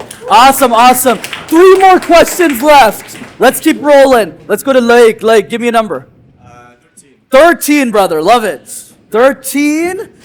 Describe a project you're proud of. An easy question. He's a great guy, so I gave you an easy question. Describe a project you're proud of in 3, 2, 1. Question 3. Go for it, team.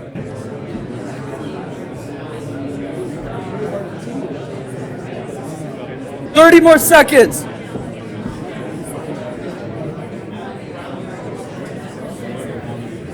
And time. Great job, team. Awesome, awesome. Woo! I love the energy. Let's keep it going. Keep it going, team. 2 more questions to go. David, give me a number. 27. Let's go. 27. Your question is, tell me a situation where you had to solve a problem creatively. Tell me about a situation where you had to solve a problem creatively. Question number 4 starts in 3, 2, 1. Go for it, team. 60 seconds. And time. Great job, team. Give us all a big clap. Woo! Woo! Last question, and then we're done the exercise. Let's ask, who am I feeling? Let's go to Nalani, my dear sister. Give me a number. 7? Okay. Because it's your birthday. That's the vibe, birthday girl. All right, what are your long-term career goals? What are your long-term career goals? The same energy you had for the first 4, just unleash all of that energy on the last exercise. You start in 3, 2, 1. What are your long-term career goals? Go for it.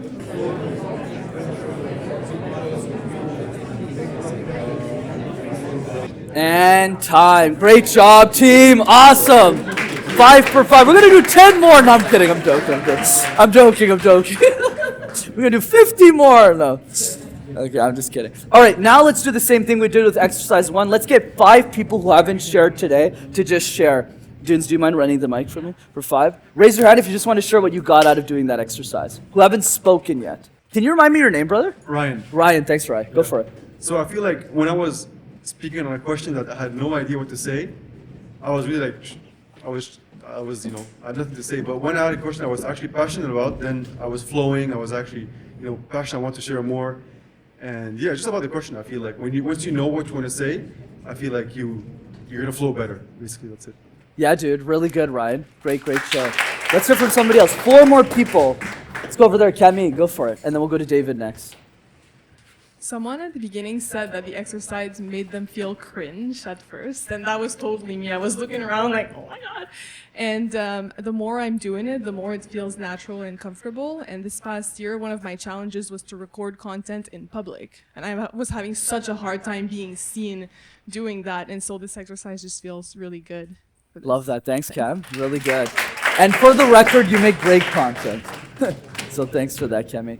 We'll do David on the 5th chair so you're not running back and forth on stage, but give me the reminder that you're the 5th person. Who wants to go number 3 over there? Amin, Mr. Banana, let's go. By the way, fun fact about Amin, so he's a doctor, and he was in my first ever workshop that I ever gave on public speaking. Can anyone guess how many people were at that workshop? Just yell. The answer is 2, very close. It was him and Kevin. I was fortunate to see you grow, so thank you for. Yeah, I love you, man. Appreciate you. Go for it. What did you get out of today? I mean, from this. I feel like I'm always very comfortable answering random questions because I had to do a few interviews. I find it's more easy when I try to speak about something that's authentic. So I always try to find something from like my family or an experience. And then I just bullshit the way through it, and it works. So in the end, you're right. Like the first few sounded rusty, but the last few I was like proud of my answers. So I find it's a good practice. Yeah. Yeah, great job, Emin. Let's give it for Emin, everybody. Thank you. Let's do 4th person. Who wants to share? Who hasn't spoken yet? Or else I'll pick. Let's go to Jackie. I want to hear from Jackie. Oh, I'll get you as well. I'll get both of you, so I'll do 6. Go for it, Jack. At first, it's like awkward to talk. It's not something that we're used to do, to talk in front of a phone. But as we repeat it, it's get more and more easy. Yeah, absolutely, Jackie. Thanks so much. Yeah, I agree, right? It's the repetition, right? Thanks for coming in. Let's go over here, and then we'll do... Can you remind me your name again? Daiwei. Daiwei. Thanks, Daiwei. I'm not good at Chinese names. That's always where I struggle. Go for it, Daiwei. No problem. So what I noticed is a great exercise to probe your knowledge because I don't know what I don't know. But when you ask those specific questions, I say, oh, after I answer the question, I self-evaluate on myself. I realize, oh, actually, on this point, I did not have enough knowledge. Maybe I need to do some research. Maybe ask ChatGPT. And then my second time will be much better. Dude, that's a great insight. I want to comment on that because I'll forget, and then we'll hear from you. Thanks, Daiwei. Yeah, love the energy and love the share. That's exactly the key, right? So the first 100 is always about volume. Always, always, always. I have 30 of these exercises, by the way, around 30 that I've created or taken from other coaches. The first 100 is always, always volume. But the next 100 is strategy, to Daiwei's point. And he's already thinking ahead, which I really like, is now he's looking at the questions already and thinking, I think Brendan is trying to get me to not just do the questions. He's trying to get me to understand which parts of interviewing am I not good at, right? And then when I figure that out, well, then I can just practice those parts and you'll absolutely be bulletproof. I don't know anyone who hasn't been coached by me who hasn't practiced over 100 interview questions. That's why my candidates crush every other candidate in the market. It's just because I force them to do volume. So excellent point, Darren. Thanks for sharing that. Really good. David, love to get your thoughts. So fun fact, I work in HR. I used to be a recruiter. I did it for about a year and a half. I've probably interviewed over like hundreds of candidates. So this exercise really related with me because I was always on the other end. I was the one asking the questions. I haven't done many interviews in my life, as a candidate myself. So my first, kind of impression is I was scared, I was nervous, anxious, what everybody was saying, and I really felt that this exercise put me in a different mindset. It put me in the mindset of what does the recruiter want to hear, right? And that's what helped me build my confidence, right? Throughout the exercises, I felt like I was, more intentional with my answers. I was projecting confidence, even though, like you said, I might not know what I'm talking about, but I'm not gonna, let the recruiter see the fear that I have in my eyes or the intimidation. So really, I found this exercise just helps to open you up and just helps you speak more freely and really share, talk about what you know. And that's really, when you're in an interview, especially for a job, you're selling yourself, right? So talk about what you know, talk about what you're good at, focus on your strengths. Talk about your accomplishments, and I that was the perfect exercise to really unlock that fear that I have in me as a potential job seeker. Yeah, let's get for David, everybody. Man, thanks so much for sharing that. Yeah, David's had such an incredible career in HR when we went to school together, and then after, he's done so well for himself. And yeah, that's why I love his vulnerability. Even from a recruiter perspective, David is like, I haven't really been on the candidate side that much, so I need to practice this too. And I really love that, man. And I agree. It's something I'll teach all of you since most of you are in corporate. Don't marry yourself to your companies. Get married, have kids, do all that jazz, but don't marry yourself to your company, right? Especially when you're young, you don't realize that. I know I'm 29, so I'm young too, but I've just seen this with my clients over and over again who are in their 40s, 50s, 60s, who work for the same company for 20 years and they get fired the next day. And they haven't been interviewing for 20 years. And I always tell you, to be proactive versus reactive. You should be interviewing the market every year, team. Every year. Even if you're really happy at your job, I even tell my employees, they never listen to me, because I guess they really like working with me, but I always tell them every year, hey, interview for other companies. I tell them to interview for other companies because you want to stay sharp, because you never know what's going to happen in business. And hey, even if you want to stay in your current organization, you can at least see how much money the world is willing to offer you. So let's say you're making 100K right now, and you don't want to leave your company. Brandon, I love what I do. This job is awesome. Let's say you work at IBM, which is the old place I used to work, which is an amazing company. I got really lucky, honestly, with my companies. I worked at PwC, and then I worked for IBM, and then I just did my own thing after. And I'm really fortunate. But at the same time, hey, interview for Accenture, Deloitte, and then you interview for the other consulting firms. You say they're offering you 120K. So you bring it back to your boss, and you go hey, I don't want to leave the company. But hey, the other organization are paying 120, can you do something?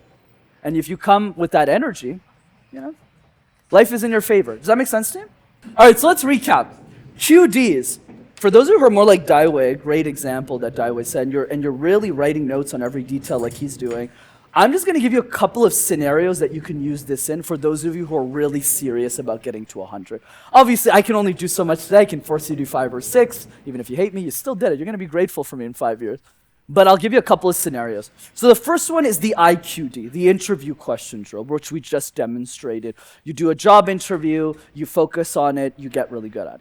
Well, for my entrepreneurs in the room, this changes to PQDs. So PQDs stands for the podcast question drill. So instead of job interviews, right, Albert's lost it. He's like, this is the transformation. Thanks, Albert. Thanks for killing my audio. I'm just kidding.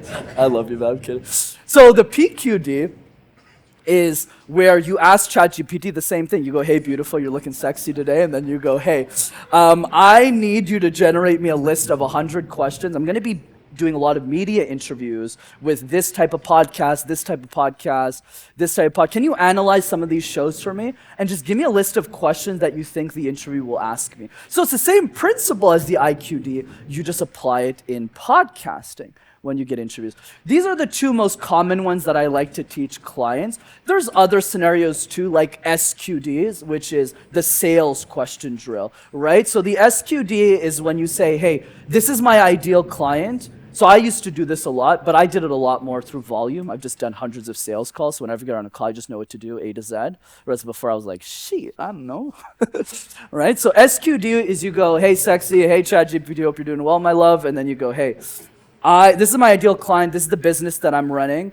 Can you give me 100 hard-hitting, I like this word a lot, hard-hitting questions that you think my ideal client will ask me about my services or my product?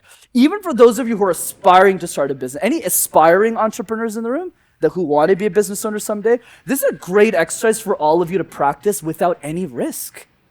You don't have to take risks like me, like quitting your job and just going like, shit, how do I make this work, You could do that. But this is a perfect exercise where you can go like, okay, I have this idea for a restaurant, right? Like Loic, just randomly. It's okay if you don't know. Do you have any idea of like what type of business you might want to start? Definitely in software, but okay. In some way for sure. I love it. Software, I love that. What about you, Maria?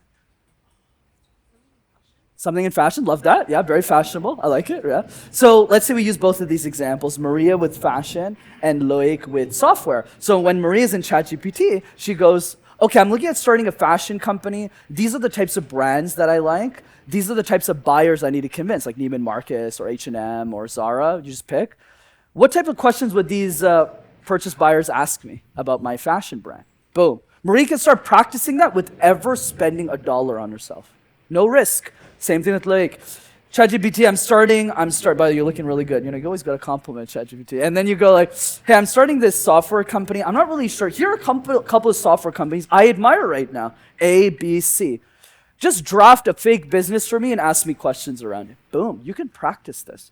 So whether it's the SQD, sales question drills, obviously if you're already an entrepreneur, this totally kills. You always make money doing this exercise. Always, always, always. So, because your conversions, you never lose any leads, right? So whenever I get on calls with a hot buyer, I'll always close. If they're serious and they have the money to afford me, right? Next is IQDs, interview question drills, job interviews, do this all the time. And PQDs, whenever you're doing podcasts, you don't need to even be asked to be a guest on a podcast. You can practice without ever being asked to interview on a podcast. You just interview with ChatGPT, easy. Does that make sense to you? Yes. All right, if you are ready for my last question exercise for today, I want you to yell ready. Ready. I'm so used to online presentations. Just type ready, everybody. One more time. Are we ready? Ready. Amazing team. Man, this is my favorite exercise. I love teaching it. And I hope, I don't really care about the other two, honestly, but this third one, I really hope all of you do, not just today, but for the rest of your lives. And number 3, video messages. Okay, I want to tell you all a story. I had quit my corporate job in June of 2021. So I started Master Talk when I was 22 in January of 2019. took me around 2.5 years to replace half of my income. And then from there, I just took a jump because IBM was working me to the bone, and I was working like 90 hours a week with business and everything. So I took a risk. I'm super grateful it paid off. But the reason I tell you that story is the first couple of months that I quit my job, I remember feeling so stressed. Because I retired my mom in 2019. Thanks, dude. You don't have to clap for that. So I retired my mom in 2019 because she was working at a factory for like 10 years, and I was just tired of her working at a factory. And my sister still hadn't started working yet because she was still in school. So I was the only one paying the bills, and I was nervous. Even if I never really told them, I was really stressed out. The first year I was in business. I'm okay now. Now I'm doing well. But so I remember it was like November 2021, and I couldn't get a client. I was like, shit. I was trying everything. LinkedIn DMs, like how all of you got into this event. Almost all of you got a LinkedIn DM from me, right? Because now I know how to run the play really well. But back then, in 2021, I was like really nervous. I was like, shit, I don't know what works. I don't know what doesn't work. And thank God for my friend Sam Kamani, who's one of my best friends. He lives in New Zealand. And he's had a couple of startup exits. He introduces me to a guy named Meni, some Jewish guy in New York City. I get on this guy's podcast, and I sign $6,000 USD of services, which is around $10,000. And that saves my behind. And that with that 10K, then other things happened, and the business took off from there. And I met a guy named Yossi. So Yossi was one of the people. He's a Jewish guy in New York, and he runs a $10 million company called Yossi G Designs. It's like this massive interior design business in Brooklyn, New York. They are absolutely killing it. Like I remember this super funny moment. I remember I was in Brooklyn to visit them, and they had spent $400 on lunch on me. I was like, because I know I have to pay, so I took out my credit card. I was like, shit, I don't have $400. And then they said, no, it's on us. And I was like, thank God it's on you guys. Thank God for that. The food wasn't even worth it, honestly. But great guy. And what I really loved about Yossi and Simcha, the two people who had joined my program, Communication Accelerator, which is now a retired program, but back then. So when I did this exercise with them, they were killing it. They did 100 random word exercises. They did 100 question drills. They were absolutely taking act. They loved my process because they're just as intense as me. So they were doing all the exercises. Everything was working. And then we get week 5 into the program, and Yossi texts me, and he's like, Brendan, I love this program. This is amazing. I'm getting killer results. This is the best spend of my career, but getting a little bored. Like, this is easy for me. I know I was anxious. I was stressed out about this a few weeks ago. But now I can do this in my sleep. Give me something hard. And you don't want to ask me that question. That is the one question you don't want to ask me. I said, hey, Yossi, I can give you the exercise, but if I give it to you, you have to do it. Are we clear? And he's like, yeah, I can't be that bad. I mean, random word exercise question. So I go, cool, Yossi. How many employees do you have in your organization? And he's like, 40. So I'm like, 40 including everyone? He's like, 40 including everyone. COO, CFO, C-level to the janitor, right? Everybody, right? Administrative people, secretary, receptionist. And I say, cool, this is what you have to do, Yossi. You have 24 hours to do this. Just one day. I want you to send 40 video messages to each employee telling them one thing you really appreciate about having them in your company. Something you really love about them. And then the guy gets real nervous. Doesn't matter how well he is in business and speaking, he's struggling. That's why he hired me, right? He's like, no, Brandon, I can't do this. I'm the CEO of an 8-figure company. If I make mistakes, what will my employees think about me? I don't have the right rating. He started listing every excuse. If you guys think I'm hard on you guys, I'm going super easy. With clients, it's very different. I go like, cool, here's the game. Either you get this done or you're fired with a full refund in 24 hours. What's the game? What do you want to do? And he's like, and then he sits there and he starts sending the video messages. He's a good guy, you know? And then he woke up the next morning to one of the best days of his life. Because he looked at his phone and he couldn't believe the text that he was getting from all of these employees. Some people were crying. Some people were just like, amazed that the CEO even knew their name or the quality of the work that they did.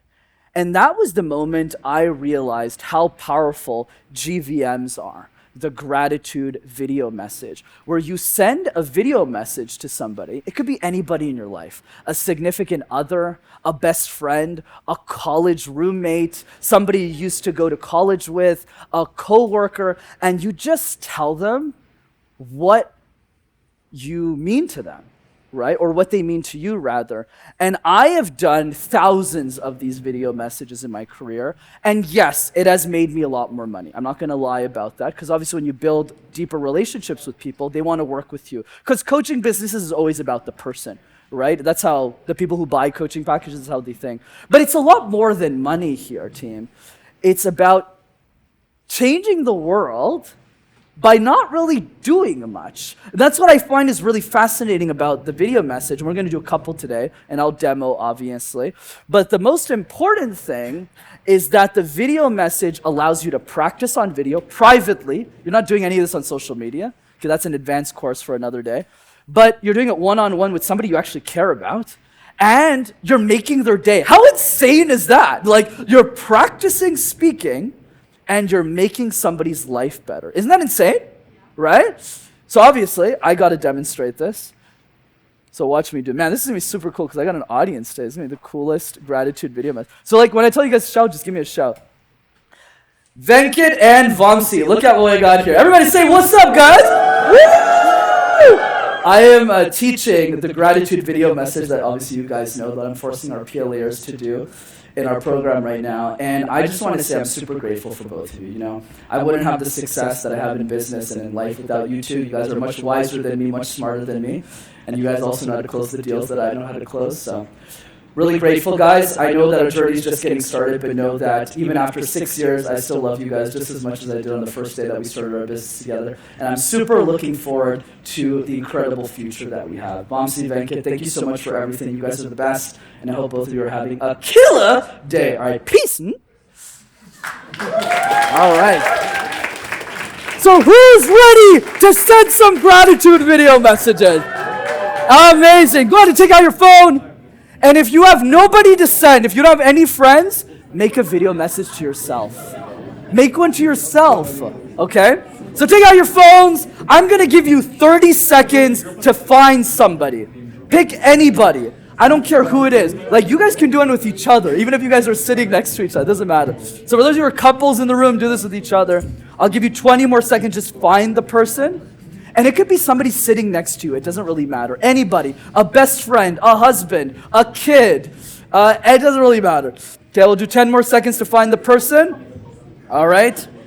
All right, let's get started, team. Gratitude video message number 1 starts in 3, 2, 1. 60 seconds. Go for it, team.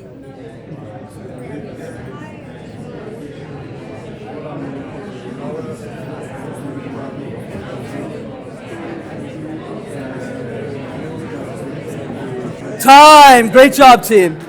I know you guys want to keep sending. You guys can send another video after. This is just good. 4 more to go. 4 more to go, team. That's the game. And then I'm gonna do closing remarks, and then we'll open up for Q&A and do an intermission. All right, 4 more to go. I'm gonna give you 20 seconds to find person number 2. So take 20 seconds. And if you don't have that person, and I genuinely mean this, guys, send a video message to yourself. Just talking about how awesome you are and how much work you put in today. 5 more seconds to find person number 2. And gratitude video message number 2 starts in 3, 2, 1. Go for it, team. 60 seconds.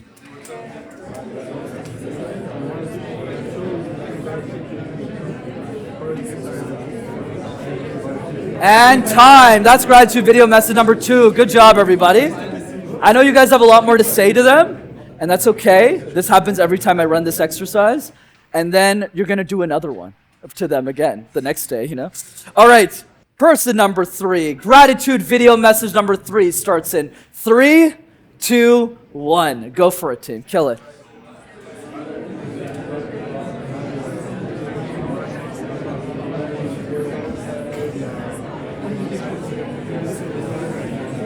And time. Great job, everybody. Awesome, awesome. Really good. 2 more. Man, I'm not hearing a lot of clapping because all of you just want to keep sending more love to this happens all the time. 2 more videos left. Person number 4. I'll give you 20 seconds to find person number 4. Go for it, team. Take 20 seconds. Once again, if you don't have any friends, just send more video messages to yourself. It's all good. All right, that's 20 seconds, team. Gratitude video message number 4 starts in 3, 2, 1. Go for it, team. 60 seconds.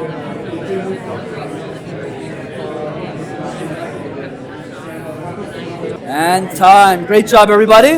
Awesome, awesome. All right. For our last gratitude video, this is the last time we're doing an exercise together, okay? So I want you to yell out with me, I still have energy. I have 10 out of 10 energy.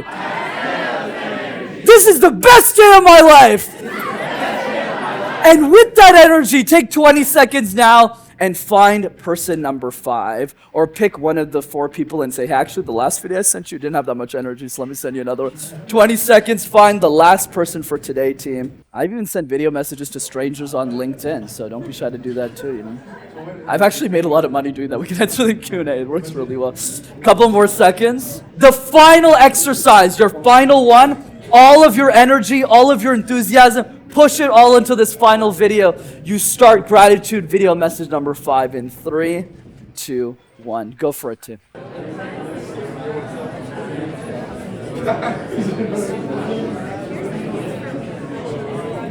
And time. Great job, everybody. Amazing. Give yourselves a big round of applause. Wow. So here's what I want all of you to do now. Put your hand up all the way in the sky for me. All the way in the sky, nice and high. And give yourself a nice pat on the back for a job well done. Give yourselves another round of applause. Excellent. Man, why did I make this workshop so intense?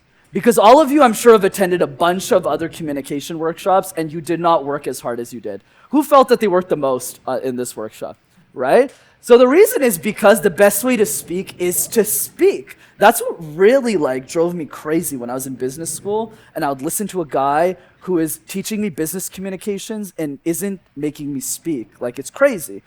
And RQV is really my secret sauce. It's the 3 easiest exercises. I have around 30. These are the 3 easiest ones. Do 100 of these, do 100 of these, and do 100 of these. 100 random word exercises, 100 question drills, and 100 gratitude video messages. If you do this, I believe just these 3 exercises alone will put you in the top 5% of your industry. So if you're a software engineer and there's 100 people in the room, you're probably a top 5. Or at 10 communicate if you're really bad, but probably 5. Marketing, same thing. You're gonna be a top 5 to 10 speaker just by doing these 3 exercises. And the other thing I wanna close with is really the most important piece. I hope that if there's anything you learn from this workshop, it's that communication is not something you're born with. It's something that you can learn. And I hope through these 3 hours, I proved that. Because I'm just some kid with a physical disability who had no connections to the business world, who barely could speak out of a box, who was an accounting major, and I built the speaking business that I've built in my life, and I'm still 29. Imagine what all of you can do with your life. You're all special, you're all unique in your own ways, and I want to challenge you to realize that the difference between you and me is not my gift. The difference between you and me is just output. So go to the communication gym and keep working out. Thank you so much, everybody. All right. What's up, bro? So everyone just shh as we're doing Q&A.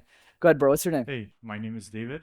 Thank you for the presentation. My question is regarding captivatingness of speaking, for lack of a better word.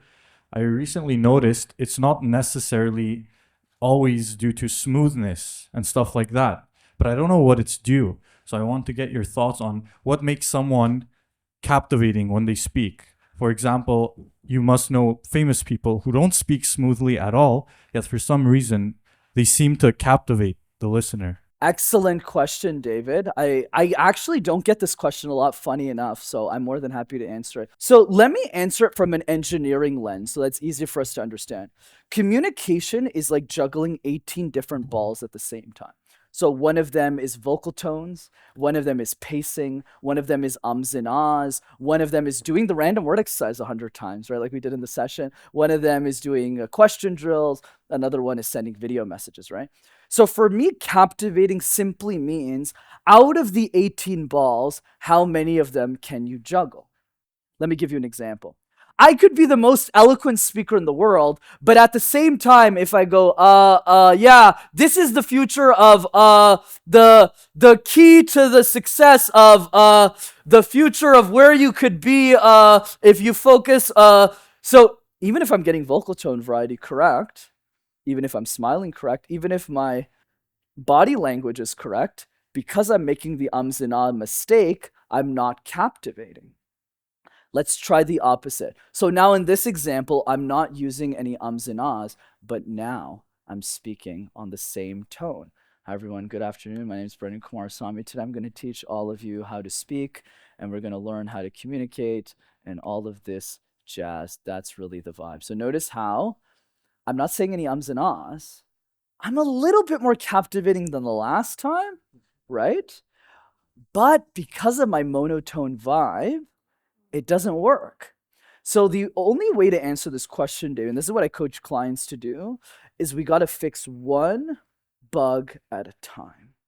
One bug at a time. So for you, the takeaway should be not how do I become more captivating? That is a difficult problem to solve for, right? That's like saying, I don't know, how do I become a better lover in a relationship? I mean, there's a couple of things you can do, but it's like you got to focus on one thing at a time. Okay, in the morning I should look at her a little longer. Okay, then a little bit later I should probably buy her flowers. And like, but it's these little things that you're fixing, not like how do I become a better lover? That's a very difficult problem to solve for. How do I become more charismatic?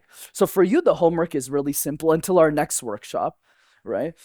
Which I'm assuming all of you want to come to because obviously you guys are still here. So that's the key. Is like this should be done. This should be done. This should be done. And then the most important thing that's not written here is do the reflection. Who is the person that you've become now that you've done all these exercises? Does that make sense, dude? Any follow-up on that? Does that make sense? No, we'll attempt to do those things. All right. And we'll give you my progress next time. Awesome. Let's get it for David, everybody. Hi, Brendan. My name is Nidhi. My question is actually a follow-up question in terms of captivating the audience. How much of the content is related versus the communication? If my speech, if what I'm speaking is not relevant or it's not something that's making an impact, does communication takes over? Fantastic question, Nidhi, right? She's really asking this world debate, right, that we all have as speakers, content versus delivery. Which one is more important? Let me give you my experience. I've worked with over 300 people on communication, so I'm just going from that experience. I think most people focus way too much on content and not nearly as much time on delivery. Not nearly as much time. Because the assumption that I like to make in this room, right, all of you, right, Monica, Aziz, right, Alexander, Maria, Mark, all of you guys are in the room. You're all smart people. We can all assume that. Because, and I'll tell you why I'm making that assumption, because it's Wednesday night, it's 9 p.m., and you're still in this room. So we can all make the assumption that you have an above average intelligence level. Okay, that is the key. I mean, there's so many, and I'm not even talking about the other people. Everyone here was intelligent. Okay? They're coming on a Wednesday night to learn speaking. Like you could be at a concert or something. So if we're making that assumption, right, I'm assuming your content is pretty good. Could it be better? Absolutely. Could it be structured better? Could it be communicated better? Could it be researched better? I'm not denying it. But where's the bigger gap? For me, communication is all about solving the biggest gap, right? So it's kind of like, I mean, it's kind of gross, but let's say you get injured, okay? And you have like a little cut here, but your leg's bleeding out. You probably want to fix the leg, right?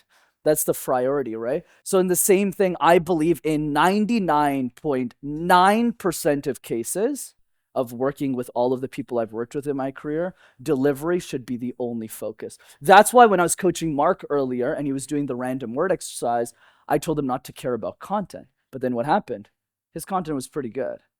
So that would be the key. There's only one exception, so I'll give it to you just to complete the answer. The only exception where content matters more than delivery is in high stakes communication. That is the only scenario. And I want to be very specific with high stakes. If you're like a manager talking to a director, that's not high stakes.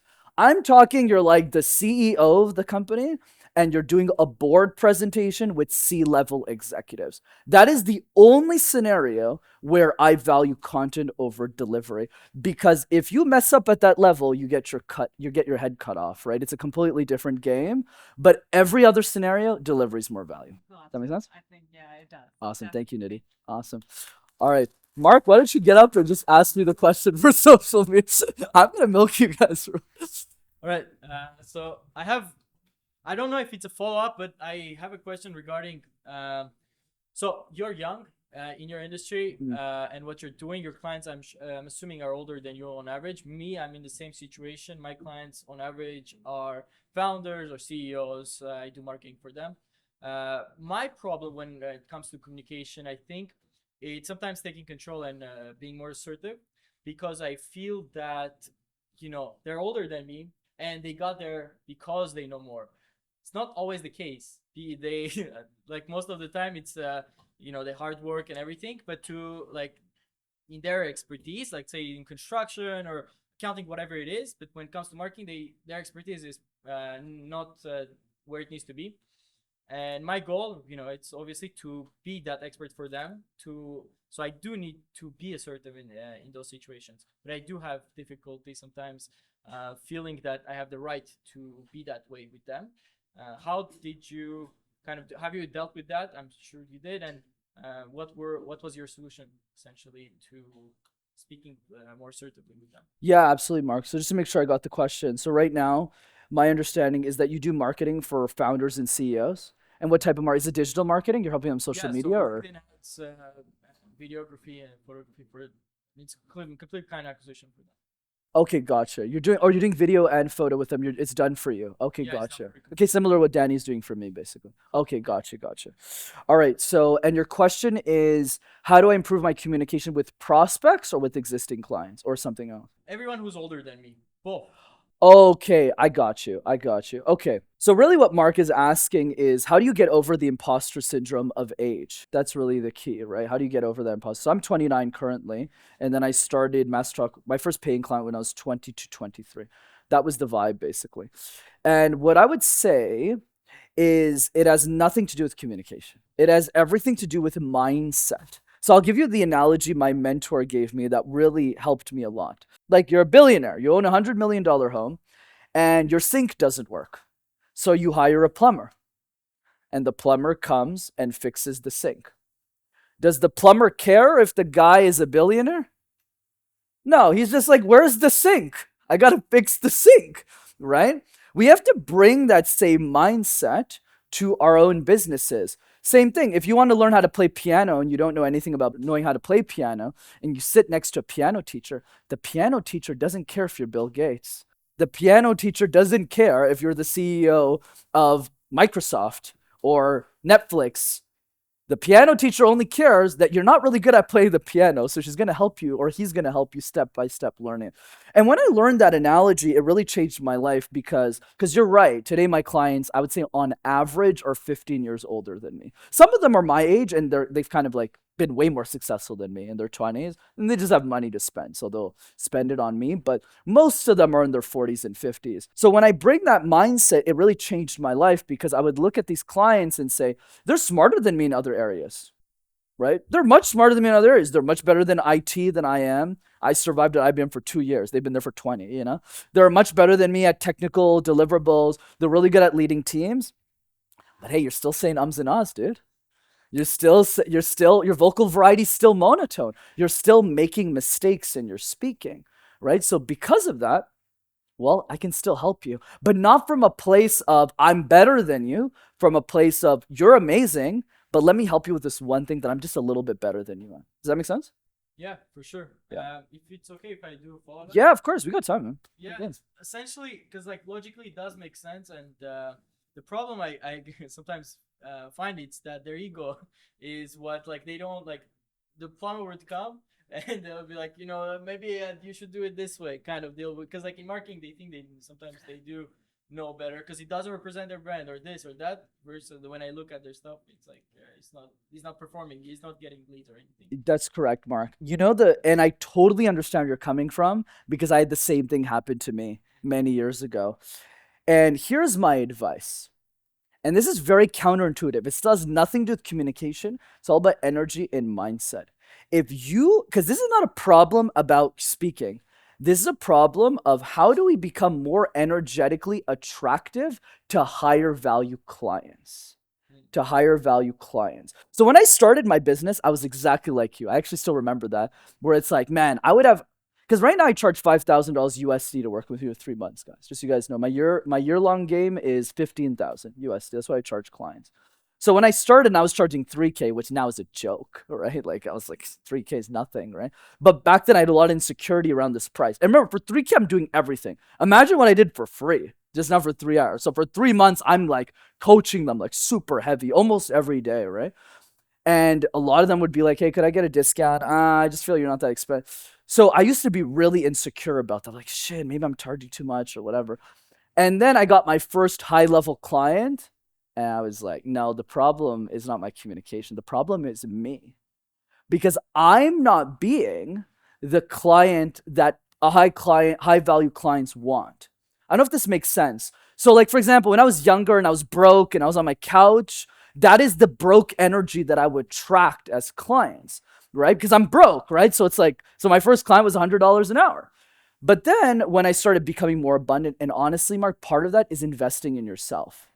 Buying anything. It could be like a photography mastermind. It could be like you learning from some guy who makes 10 times more money than you. I always recommend that. You always want to pay for access. So let's say you're like a marketing person. You find somebody, let's say you're making a 50,000. You find somebody who's making 300,000 and you buy them a fancy dinner to coach you. That could also mean something. But then what happens is when you start doing that, you don't need to spend all your money on this, just a little bit. You start with a little bit. So when I started, I was spending a few $100 on a conference. Now I'm spending a lot of money on masterminds and groups, right? But you don't start there. But then what happens is the way you show up on sales calls changes. So let's say that client, right? That example you gave, they're like, hey, let's say you're charging $500 a month. They're like, hey, yeah, these things are not doing anything for me. Just to Yeah. sure, I'm charging quite a lot. So Oh, that's good. like, so these clients are Yeah, yeah. usually, like they run businesses that are Sure. So what are you charging? $3,000 a month? No, it's five. Around Okay, great. Congrats. That's amazing. How old are you? 23. Dude, dude, that's crazy. That's amazing that you're charging $5,000 a month. I love that. Yeah, but they get way more value. So Oh, of course, dude. So even with that number, it still applies, dude. and it's still low in comparison because it's like the ROI that they get because it's B2B. So you know they for me it's really simple to calculate for them. Like the pipeline grows, they make way more money. Correct. And but still, to run the campaign, so everything I need everything to get approved. And when they're like the landing page, I don't like this section, Yeah. this thing, and like because it's their own insecurities. Yay. And I'm sometimes worried to be like, hey, you know what? This is how we should do it, and like let me do the thing. Man, this is fun. I love this. Man, you're charging $5,000 a month in Montreal. Good job, man. Really good, man. You're killer. I love it. Which means you need killer feedback. Have you ever fired a $5,000 a month client before? No. Exactly. That's the game. When you fire a $60,000 client, man, your value is going to go up. I remember the first time I fired a $50,000 client and I gave them their money back, I was scared shitless. I was like, oh my God, it's $15,000. And because I'm Canadian, I'm always like, it's a joke that my business partner tells me, oh my God, 15,000 USD in Canadian, that's like 22,000. Like, oh my God, this is crazy. I remember I hated this client. Like, I hated her. Like, and I don't hate a lot of people. She was like annoying. She was delaying her payments. And then I made a really difficult decision to fire her. I know how much you believe in spirituality, man. I made $30,000 2 weeks later after I did that. You don't have the balls to fire $5,000 a month people. If you want $10,000 a month clients, you got to have the balls to fire $5,000 a month clients. Gary Vee talks a lot about this. He was one of my early mentors too in speaking and in social media, where it's like, if you're not willing to fire your lowest value client, you're not making space and abundance for higher value clients. Like, for example, think about today, I'm sure you guys felt my abundant energy, right? Like, I'm helping you guys, like, just selflessly. Like, I'm not trying to sell anything, right? I'm just like, and I still haven't sold you guys anything and I won't, right? So you guys feel that. It's an aura, it's an energy, right? So when I say I charge 15,000 and you listen, you go like, yeah, even if I don't know Brendan, I believe him. It really sounds like he's really charging that. Versus if I went, I'm charging 15,000, you wouldn't actually think. It's energetic. So my advice to you, to make a long story short, dude, fire that one client. Not all of them. Fire one and then replace them with a better one. Then fire the next one. And when you start coming with that energy, clients will stop pushing back. Because they'll be like, Mark is not someone I can fuck with. Mark is not someone I could fuck with. So Brendan, that was the case before. When I wasn't firing him, they pushed me and I said, you know what, fuck this. And then I started firing like crazy.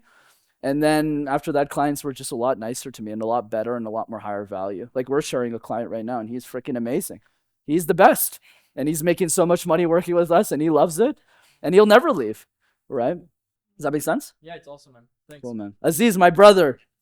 Go for it, man. What do you got? So I would like to thank you in public, first of all. So Brendan coached me, and then it helped me to podium in my case competitions. Then after that, I participated in other competitions, case competitions, and I always podiumed. It's either like third or second or first place, so I never failed. Thank you so much for that. Hey, I thank wish I've done it earlier so more people could hear, but I hope it's gonna be on the social media. Of course. So I have two questions actually, and there's like a little intro to that. So today I was a moderator for the Slavic community at my work. So they asked me to be a moderator for panelists for the panel, and I said like, oh, I'm nervous and stuff like that. And they said like, oh, you have a script and it's gonna be online. So and after that, like they said like, you didn't seem nervous at all, like everything went great, and it's again because of you, but still behind I was like nervous, I was sweating, so there is still a fear of the crowd. So my first question is, how do I overcome the fear of the crowd? And the second thing, today you mentioned a lot like own a scene, but the pandemic changed the life like of the entire world. And how would you what's your tip to not own the scene but own the screen right now, because a lot of meetings are online? So that's my second question. Yeah, great questions, Aziz. Really, really good. Let's tackle one at a time. So let's start with the fear of speaking. I'm actually going to change your question. So here's the thing. Aziz is a really killer. Like, I coached him 10 years ago, and he's in accounting, right? So when you're in a really like shitty industry with speaking, even if you speak like decently well, you dominate. And that's what happened with Aziz. He was competing a lot in accounting. But here's the thing. So you have a lot of experience. I don't think it's about the fear. For me, it's never about the fear. It's never about the fear, because that's just a distraction. The real thing is that you've solved the fear in one context but not another. Right? So when we were working together, this is back when I was doing it for free, so he got his lucky break 10 years ago when I was like 19 or something. And I was helping his, but I also sucked back then. So I was just like just figuring it out. I would just have sweatpants all day and I would just yell at every case comp team. It was crazy. Crazy times. And back then, Aziz was really nervous about speaking in front of people in the context of a presentation, right? So we worked on it, and then he became really confident, which is why he podiumed at every podiuming means you get first, second, or third at any of these competitions.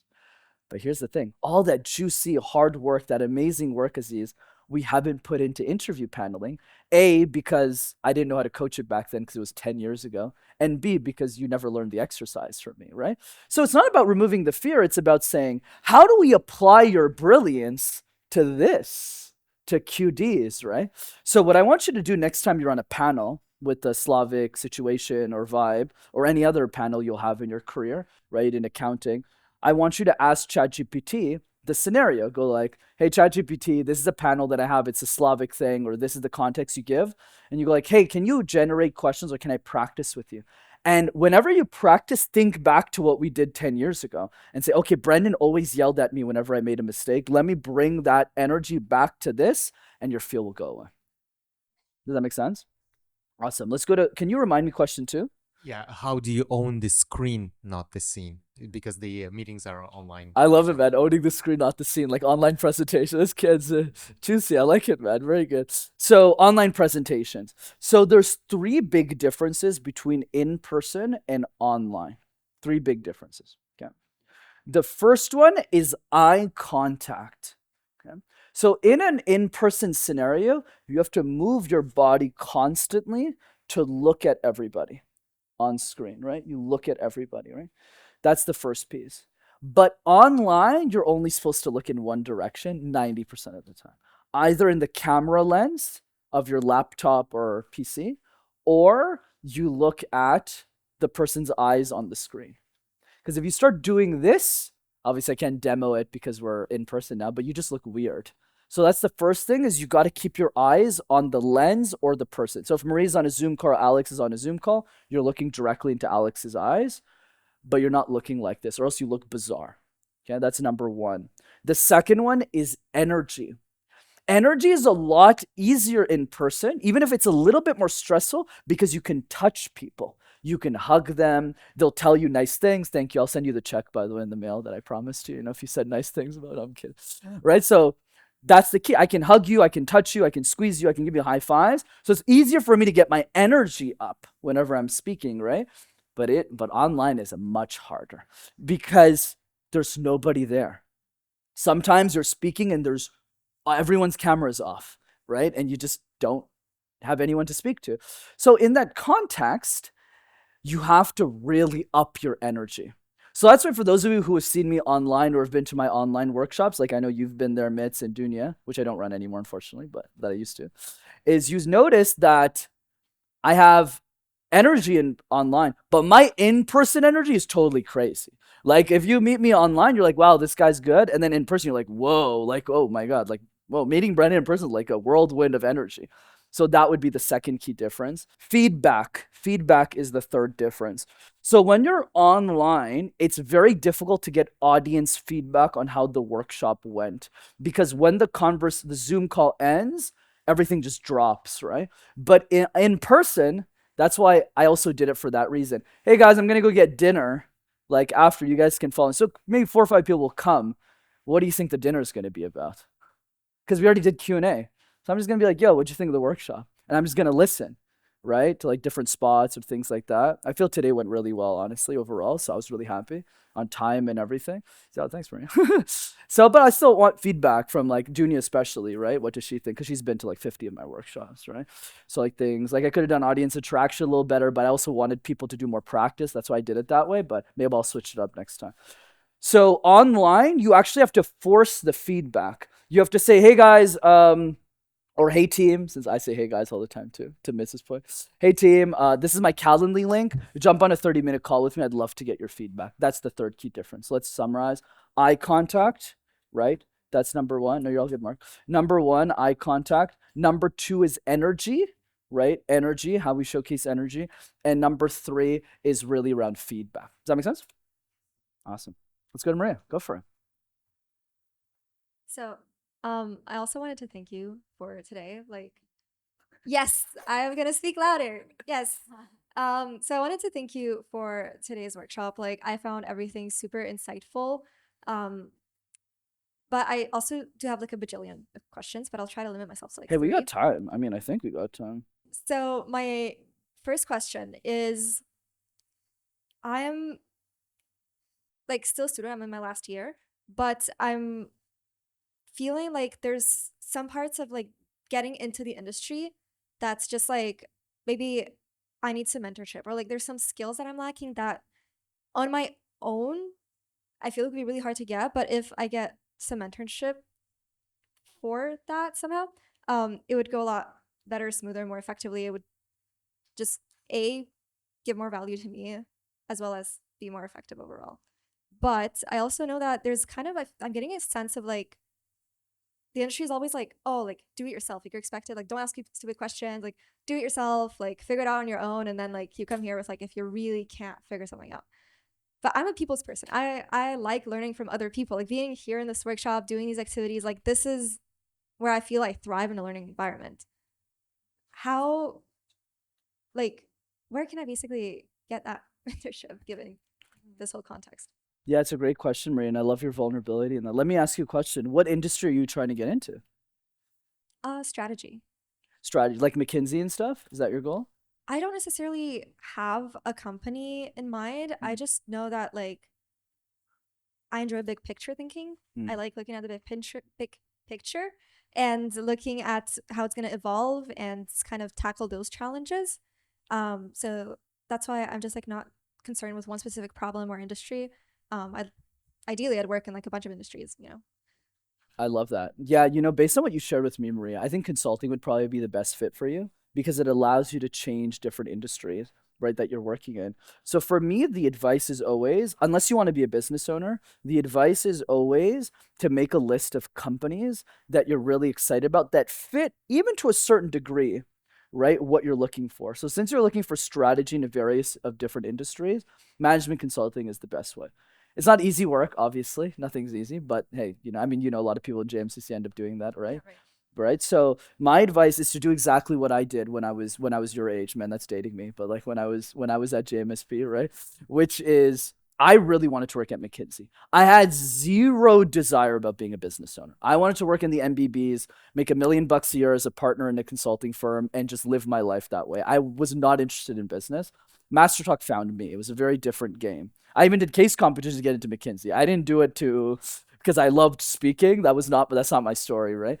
So what I did, which is how I got a job in consulting, that's where I worked for IBM for like a few years, is I sent out cold emails to people who had the jobs that I wanted, and they didn't know who I was. And I can send you could LinkedIn DM me and I can send you my template. Obviously, it's a lot better. Yeah, it's a lot better than the crap I was throwing when I was school. But you know what's nice, Maria, is like when you're young, it's actually better. You know, obviously we talked with Mark earlier today about how being young can be a challenge, but there's also a benefit. And the benefit is people want to give you a chance.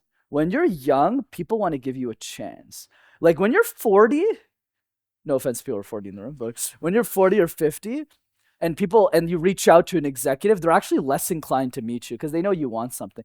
But if you're like barely a kid, you're like 22, 23, 21, like I was, and even now I'm still technically a kid, so I'm still in my 20s, and you send emails to people, they're actually more inclined to meet you. I actually met the head of tax for Ernst & Young Canada, EY, like the whole country.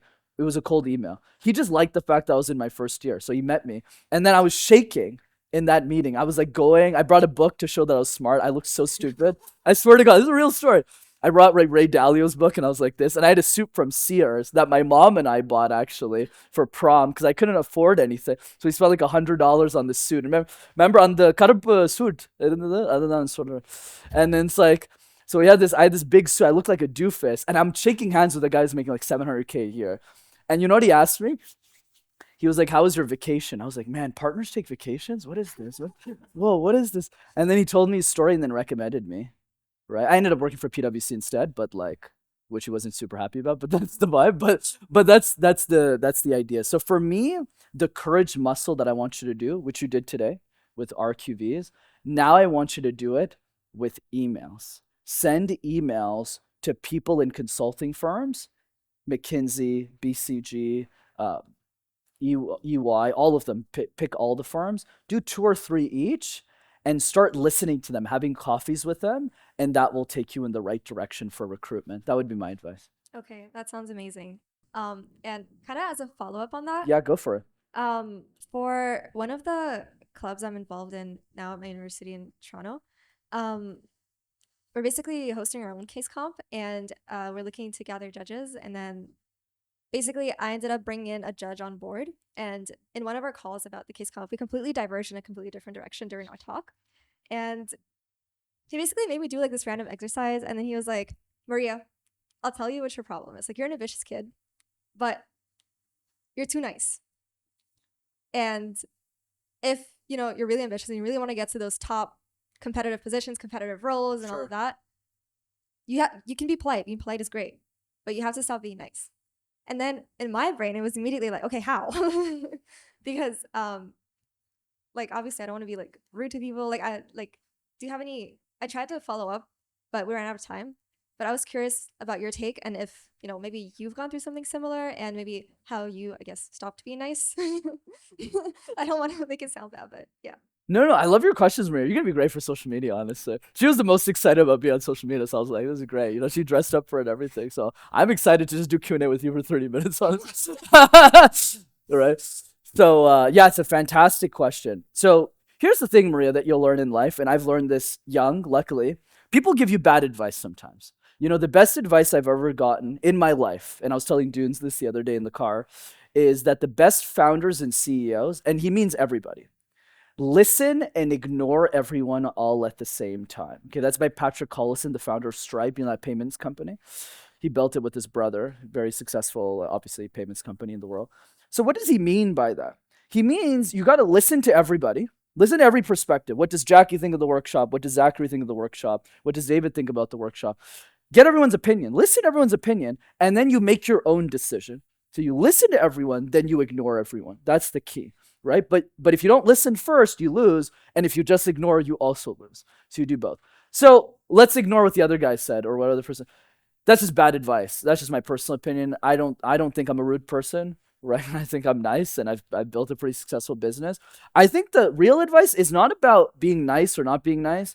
It's about speaking your vibe, speaking your truth, right? The problem is not that you're nice, it's that you're quiet. Those are two completely different things, right? My mentor Vamsi says visibility is profitability, right? If you're not visible to people, you're not going to be profitable, right? So what does that mean? That means in your context, you should still be nice. Be nice. That's the long game. It's because I'm nice to this girl that she's still helping me, or she wouldn't be helping me anymore. If I was rude to them, it doesn't make any sense, right? But having said that, when you're in rooms with people who have higher titles, don't be intimidated by them, right? Especially the consulting firms, they intimidate you on purpose. In the interviews, they do it on purpose, right? But there's a reason they do that. They don't do this because they don't have anything better to do with their time. Maybe some of them do. What do you think the reason is? Why do you think they intimidate you in interviews? Because you're a smart kid, so you tell me. I think it's because you're going to be dealing eventually, if you stay with a company and they hire you, you're going to be dealing with clients that might be intimidating as well. And so they want to see if you can handle it. That's exactly right. Let's get it from Maria. Exactly. That's exactly right. When you're in situations, like if I'm interviewed at McKinsey, the reason I'm hard on you is because, man, if Maria can't deal with me, I'm really worried about her, because if I put her in front of a client, that client is going to demolish her, right? Because I'm on your side, right? We're working on the same team, but not the client. The client is charging. They're paying us like $500,000 to $1 million to do the work, right? So we need to deliver. So that's really what I want you to work on. So especially when you're practicing cases, or you're doing interview prep, like the IQDs that I know you'll execute on with Alex and your friends, is when you're working on these IQDs, what I want to challenge you to do is like use these opportunities to really speak up. Especially when you do tell me about yourself. Like, you've done so many things. JMC is a big thing. I mean, that's where I'm bred from, right? So it's like really speak on that. And I sold the crap out of that in consulting interviews. Whereas I find a lot of people in their early 20s, or just in general, even my executive women, like Ornella was a great example today, right? Where she is a very tenured executive, right? But like, she wasn't speaking up, right? And that's really the key for you, is like, if you speak up more in those meetings and you share more about yourself and who you are, that's really the skill that I want you to work on. Does that make sense? Yep, that makes total sense. Brendan, good to see you here. Thank you so much for being here, and thank you for your time. Great workshop. I learned a lot from the exercise we did today. Very useful and valuable. One question to dig further. So the question is how to ask smart questions to an expert in their field within a time limit to extract more information from them. And the background of that question is, I'm an auditor. So oftentimes I'm coming in, talk to director levels and ask about their processes, but I have no idea what they're doing. But I need to be asking smart questions, listen to what they say, digest those informations, and come back with more questions to be concise and on point. You're asking, how do I ask smart questions, right, to people who are above my pay grade sometimes, directors, in a way that I'm processing the information so that they believe I'm credible too in the meeting. Yes, but also extracting information that I need, because I want to document what they do. Let me give you the easy trick and the hard trick. The easy trick is to always watch what your supervisors are doing, right? So the game to personal growth, okay, this is not just for communication. This is really for life. That's really what's made me successful in multiple areas of life. By the way, guys, just so you guys know, this is not public information, but I'll tell you guys, I have 5 coaches right now. 5. So I have a spirituality coach. I have a dating coach. I have a business coach. I have a speaking coach, so a coach who teaches me how to get into Microsoft and things like that. And I have a coach for health as well, because I do MMA 2 times a week. So why do I have so many coaches? It's actually really simple, because money speeds up time, right? Whenever you're around people who just know what you know, and you can do this for free, you don't have to spend money. I'm just giving the principle, is like, it's just, okay, I'm too lazy to do workouts on my own. That's just the truth. It doesn't matter how high performing, it doesn't matter how successful my business is. I need somebody to whip me into shape like I whipped you guys all into shape today. Because trust me, if I wasn't there, no one would have done 5 random word exercises. No one would have done 5 QDs. No one would have done 5 video messages, right? So because I'm here, I'm speeding up your time, right? So some of you guys have been following me for years on social media, watching my LinkedIn videos and all that stuff, but you never practice any of these exercises, right? This is the first time because I'm here, right? So it's the same game here where, well, the answer is your supervisor, your skip level, has done these meetings before, has asked these types of questions before. So what I used to do when I used to be an auditor also, I used to work for PwC, so I did some auditing work, mostly in risk assurance, but what I would do is I would always pay close attention to the types of questions my director was asking other people, and I would. And going back to Maria's point, I wouldn't be shy about it. So I would go up to my director and I would say, my goal is to run, like I'm telling them, they're asking what my goal is. And most young people say, I don't know what my goal is. And that's normal because you guys are young and I'm still young too. But specificity is what scales, right? Not generality. Generality doesn't scale. Versus going up to your manager and say, you asked me what my goal is. My goal in the next 3 months, Daiwei, is I want to run these process meetings better than you. I want you to help me.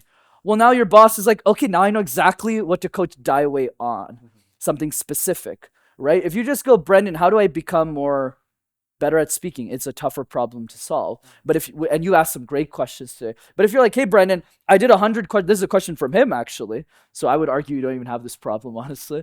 But I like how you're pushing yourself. You're like, hey, Brendan, I did 100 of these. What do I do next? How do I fill in the gaps in my interviews? That's what you're asking me. Great question. Excellent. Specific problem, specific result. So same thing here. Biggest thing I would do, study your directors, even ask your director, hey, is there any client that you had this year that you worked on that's recorded? That's a new thing with the pandemic. All of these meetings are recorded now. And now the director is going to say, good question. Here's a 9-hour meeting of me asking process questions. And now it's up to you to beat your competition. Only you, Daiwei, is going to sit there on a Saturday because you showed up here. So you're going to show up on a Saturday, watch that 9-hour recording, take notes on every question that the director asked, and re-spit that back to the client next week and absolutely decimate your competition. That's the game. Got it. Is that clear? Yeah. Easy, bro. Yeah, a lot of people, we overcomplicate this game. Right, we think like gurus, that's what people call me. These are gurus, like funny, especially with Jackie, because I've known this guy for like 12 years or something. It's like gurus, thought leaders have all the answers, but I don't have the answers. The key is like, I just have the simple common sense thing that nobody's forcing you to do, which is like, just watch the recording of the director, write all the questions, and copy paste that into the meeting, and then you'll get much better. Perfect. Thank you. Awesome. Great question, Darwin. Man, this guy's paying attention. I love it, Irfan. You know what I love about Irfan, by the way? He's also a communication coach, but he came here to learn from another coach. That is a great signal of somebody who's going to be very successful. Having the humility to study, I wouldn't even say competition, or colleagues in the space. So I just really like that, dude. Great question. So yeah, let's go to Irfan's point. So that's the easy piece. Let's go to the hard piece now. So the hard piece is and this is not very easy to implement in a quick answer, but I'll give it to you guys. I call this 100, 200, and 300 level questions.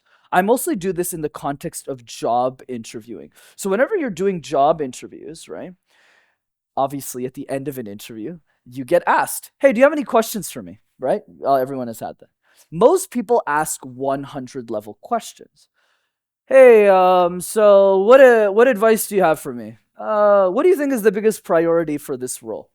They're not wrong, but they're not impressive.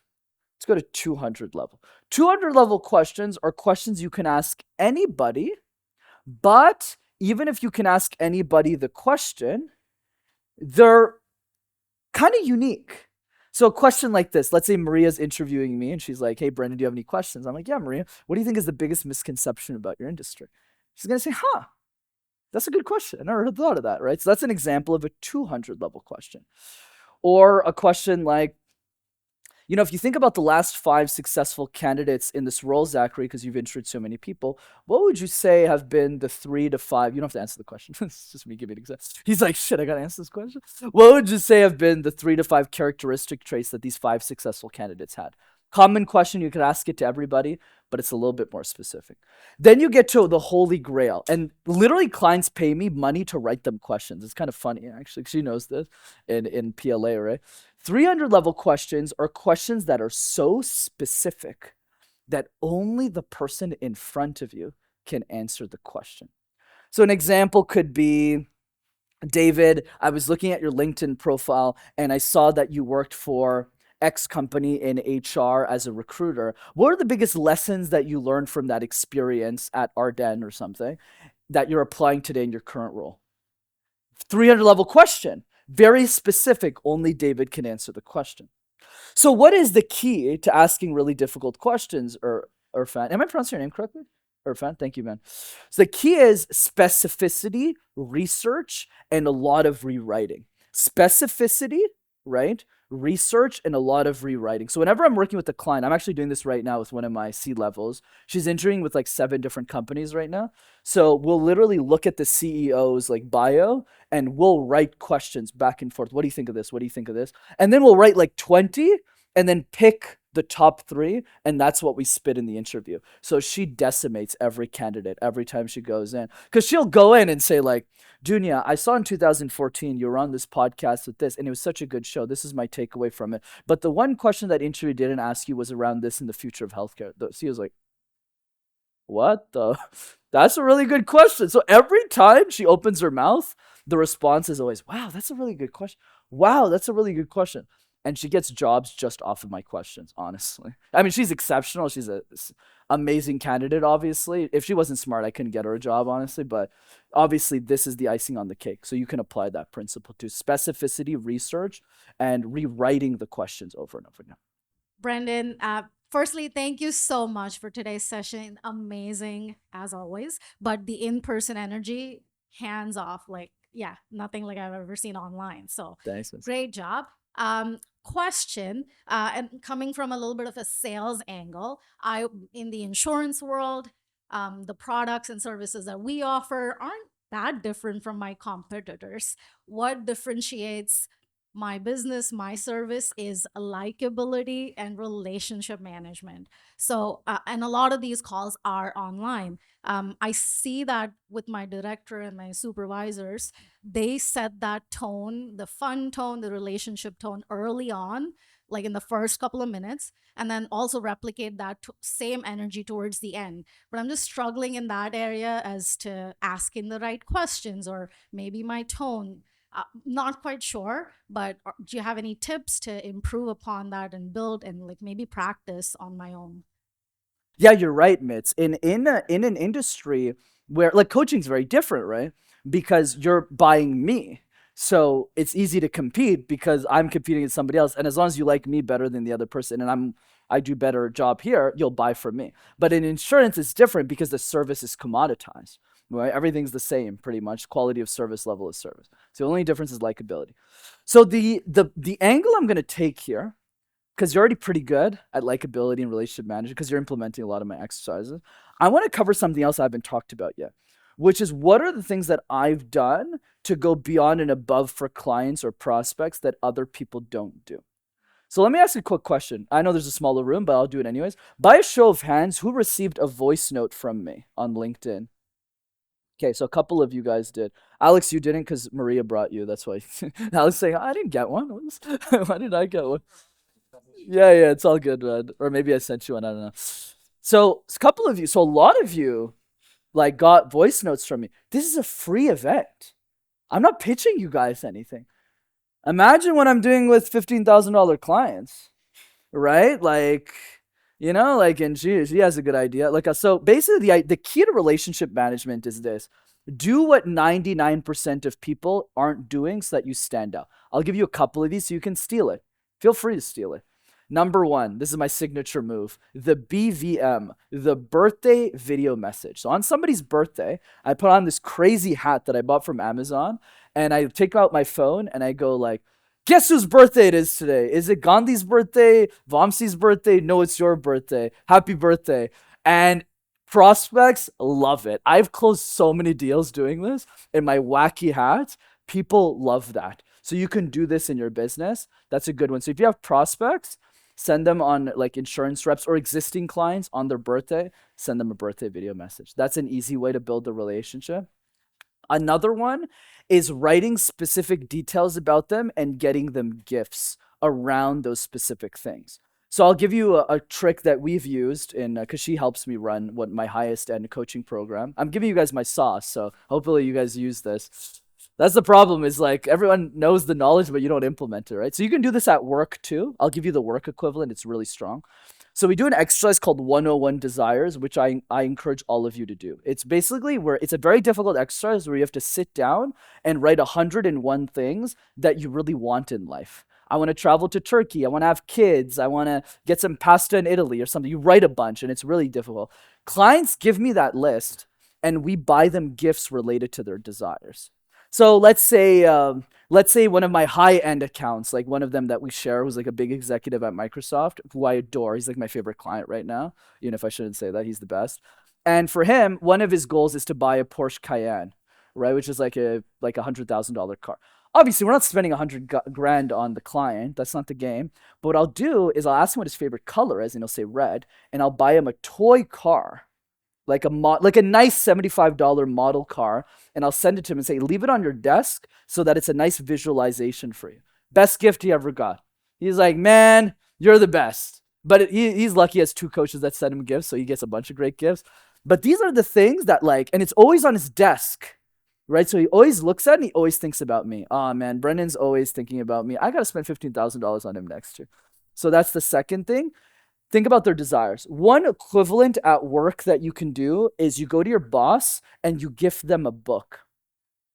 So what's nice about the book is it's not too cheesy, not too unprofessional. It's right in the middle. Like if you bought them a bottle of wine, it's kind of weird, especially if you're a woman giving a gift, it's weird. But if you're like, but if you also don't give a gift, you don't stand out. So what I recommend clients do, and they love it, is you go up to your boss's boss, and you do this with prospects, and you just gift them your favorite book. You can buy like 20 copies of like your favorite book. You just gift it to them. This always slaps. It always lands because it's professional, it's a great gift, and it's thoughtful, and it's not too cheeky, and it's not too teacher's pet energy. It's right in the middle. It's like perfect. It's like, oh, a book. Oh, that was thoughtful. That's perfect. And that's it. So that would be the second one. Do I have another one for you? I think those are the big 2. Yeah. They're amazing tips, and I will implement them. Let's go, Vince. Thank you, thank you. Of course. This is something I've learned in business that's been really helpful for me. And this applies to life. You don't have to be unique to win in business. This is something that really surprised me. You don't have to be unique to win in business. You just have to be better. Think about it. How many restaurants would you recommend in Montreal? See, notice how you're struggling? Mine is like poule mouillé. I love poule mouillé. It's like this chicken. Yeah, he knows. It's the best. I brought this Korean girl there like last week. So good. So tasty. I love the chicken. I've been there. I brought 20 people to that restaurant. But there's not a lot of poule mouillés in Montreal. There's not a lot of restaurants like that. So that's the key. Yes, I agree. I think I'm better than most coaches in the market right now, right? And I hope all of you live that today. But it's not. It's more than that. Man, the thing I beat them the most at, though, is relationship management. Like the birthday video messages, I respond to clients really fast. Even today, I say, hey, I'm busy today. I'll respond tomorrow because I'm doing this. Like that is what kills in business. Last question goes to you, Alex. So I had 2 quick questions. Sorry about that. One thing is when you were doing the 60 seconds for the word, it was really amazing and I think it was super powerful. But one thing is that I really liked about the way you were doing it is you had a very clear introduction, middle section, and conclusion. And the question is, do you have that before you actually start speaking, or is that formulated as you go along, and is that a skill that you can actually develop and work on? The answer is yes. In the context of, I don't know what I'm going to say next, actually. Oh, really? I have no clue. Like if you give me Jaguar, I'm just going to say, when I was a kid, I'm just making this up right now. When I was a kid, I thought of Jaguars in a different way because it wasn't just about the pet, it was also this car. Because back in the day, Jaguars used to be in every single movie, right? And you would see them in Jaguar this, Jaguar that. And now I just make it up as I go. But what's the difference? I know it sounds simple, especially you're an engineer, and I coach engineers for a living who are usually maybe like middle management and above, right? Yeah, and dude, they don't believe me when I say that. So I know you don't believe me. I get it. I see how it can be believable. It's hard to believe it. Yeah, because you're a systems thinker, right? So when you're an engineer, right, you think in process. But what I coach engineers out of is communication is fundamentally unstructured. Fundamentally, at a fundamental level, it's unstructured. Because you could walk into a meeting and have no clue what's going to happen, right? So even if you have an engineering mindset, it doesn't work in speaking. So the actual only way to break that habit, is once you do this 100 times, once you do the random word exercise 100 times, what happens is all of your anxiety, all of your fear around the exercise goes away. The judgment too. A lot of it's judgment. Oh my God, what's Maria going to think if I start singing in the shower? You know, weird. I mean, she married me, you know, maybe she'll have second thoughts, you know, you know what I mean? So, but then after 100, you're just like, I don't really care. Right. Let me just focus on the technique. Okay, Brendan was coaching Ornella on this. Let me start doing that. And then you'll do 20 random words. But then after you get to a point where you really just don't care. Because when you're at like 3,000, you don't have to do it 3,000 times. I'm the coach, so I have to do it. I think I would say 200, you don't really have to do it anymore. She's doing more advanced stuff. I would say for an engineer, probably 300, add an extra 100. But after 300, what's going to happen is you're going to start to have fun with the exercise. That's the key. Remember we talked about ref, right? Repeatable, easy, fun. Fun, I know engineers are not fun, but that's the most, that's, fun. yeah, a lot of, yeah, you're definitely more fun now than you were when I first met you. At first I was like, oh, okay. now you're like, yeah, this is great. So it's fun, right? It's when you start to have fun with the exercise, that's when you really crush. And the person that we share as a client, he's an engineer too. And he was terrible at the random word exercise. He hated it. He was like, why am I doing this? But now he's done it like 400 times. Yeah, that makes sense. And he loves it. He teaches it to his teams. But the most important thing is that he loves it. He really loves it. Like, and when you get to that place and you're just having fun, that's when you start to win. When you start to have fun with speaking, that really allows you to formulate a story, even if you don't know originally how it's going to end. Exactly. Because you're just having fun with the chaos, the unstructuring of life, right? Which by fundamental is an engineering principle. Everything goes to chaos. Exactly. It's kind of like when you met Maria, right? You didn't know what was going to happen. Absolutely. Right? After the first day, you're like, shit, okay, she's pretty. Is she going to like me? Is she not? You have no clue, right? Yeah. And I think that's a lesson I'm learning in my life, is that's the beauty of life. For sure. The unpredictability of it is definitely beautiful. So one last really quick question, and you don't have to spend too much time on this, but as you said, you teach engineers, and engineering is a highly technical field. So in that aspect where communication is obviously important, but how much of the technical merit that you bring to, for example, that having to speak to that C team, or I've spoken to even some directors at some of my job, how much should you focus on like really making sure that you have very clear technical detail? And is that more than the communication skills? So like in a technical field or like even software engineering, does that balance still stay the same where like communication gets you up to that? Unless you're speaking to C-level, it's still communication, or does technicality shift it? So yes, let's talk about this. So let's start where your career is now. What are you now? What's your title now? I'm a junior engineer. Junior, are you in software or are you in a different one? I am a GNC, guidance, navigation, and control. Navigation control. Okay, gotcha. So I don't know that part, so that's okay. It doesn't really matter. So the aerospace. Oh, thank you. Aerospace engineer. Okay, aerospace. That's so cool, dude. Super cool. You married well. Good job. All right. So no, I'm just cheeky. All right, cool. So at the beginning of your career, Alex, and this is true with any engineer, it starts technical and finishes soft skills. So what I mean by this, so at the beginning, you're really evaluating your technical prowess, right? Yes, for sure. Because you're delivering a lot of the work. But what happens is when you get into management, if that is your goal, you don't have to be in management, right? You could also be a SME and still make a lot of money. You just have to pick. But if you want to be in management, what happens is it shifts from you doing the work to you inspiring other people to do the work. So, and I tell engineers this all the time. Why do I make more money than you? This is the way I explain it so that they get it. They're like, wait, why is this guy making more money than me? The reason I'm making more money than you is because you're doing the work for one person, but I just got 80 people to do the work. Right? So my value is 80 times more than yours. Because if I wasn't there, everyone would just be outputting ones. Whereas because I'm here because of communication, I can move 80 seats. And it doesn't change if it's 80 or 80,000. It's the same speech and they all do the random work. So your level of output multiplies, right? So that's the way you got to see it. So when you're in management, the only thing that matters is speaking. But there is a caveat, especially in software, because I know software really well. You still have to be technical, right? Or else people won't respect you. You still have to know your stuff, but you have to work a lot more on communicating the business case and the architecture from a 10,000-foot view instead of just focusing on the weeds. That's what a lot of engineers do. But when you talk to management, it's not just about getting the work done. It needs to move from getting the work done to getting the project approved. These are completely different skill sets. Getting the work done is one thing, but getting the CEO to say, okay, Alex, I'm going to spend $10 million on this is a completely different skill set. And if you can learn that skill set, especially in engineering, you're going to make a lot of money, my friend. Great question. Thank you very much for this time, and obviously great questions. Everybody was really inspiring, and obviously having to see people learn and the live feedback, I think, was one of the most amazing things. Thanks, man. So many times I meet these incredible people, but I just can't seem to remember so many names. What's your trick? Yeah, great question, Dunya. So really the trick is this, and it's a mindset. A lot of people believe they're not good at remembering people's names, and that is lazy. Okay. If you're a guy and you meet a hot girl at the bar, you're not going to forget her name. If you're a girl and you meet like the hottest guy at a bar, you're not gonna forget his name, unless you're married, right? Then you should. But you get the idea. It's not the fact that we don't know to remember or not to remember, it's that we genuinely don't care. That is the honest truth. We don't care. And I'm gonna put myself in the hat. I don't care either. I don't. Unless somebody's coming to my workshop. If you are gonna invest 3 hours of your life to come talk to me, to come see me, I really value that. Genuinely, right? I don't care how big of a whatever people call me these days, all this stuff. And the truth is I'll become more famous as the years go on because I'm still really young.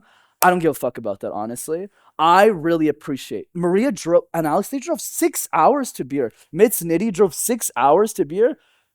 Like, I don't care if the ticket's free. I'm going to really appreciate that they did that. So the reason I remember people's names is it comes from that place. So what I'm asking you guys to do is not to develop the skill of remembering everyone's name, because I don't.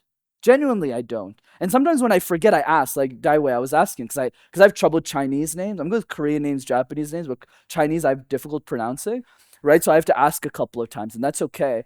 But for me, it's like, I really give a shit that you guys took 3 hours of your life to be here. So I am going to remember your name. That is, or at least I'm going to try in this moment. I might forget the next day, right? But right now I'm going to remember Zachary's. I'm going to remember Jackie's. I'm going to remember Mark's name. I'm going to remember, fuck, I forgot your name. Was it Dan?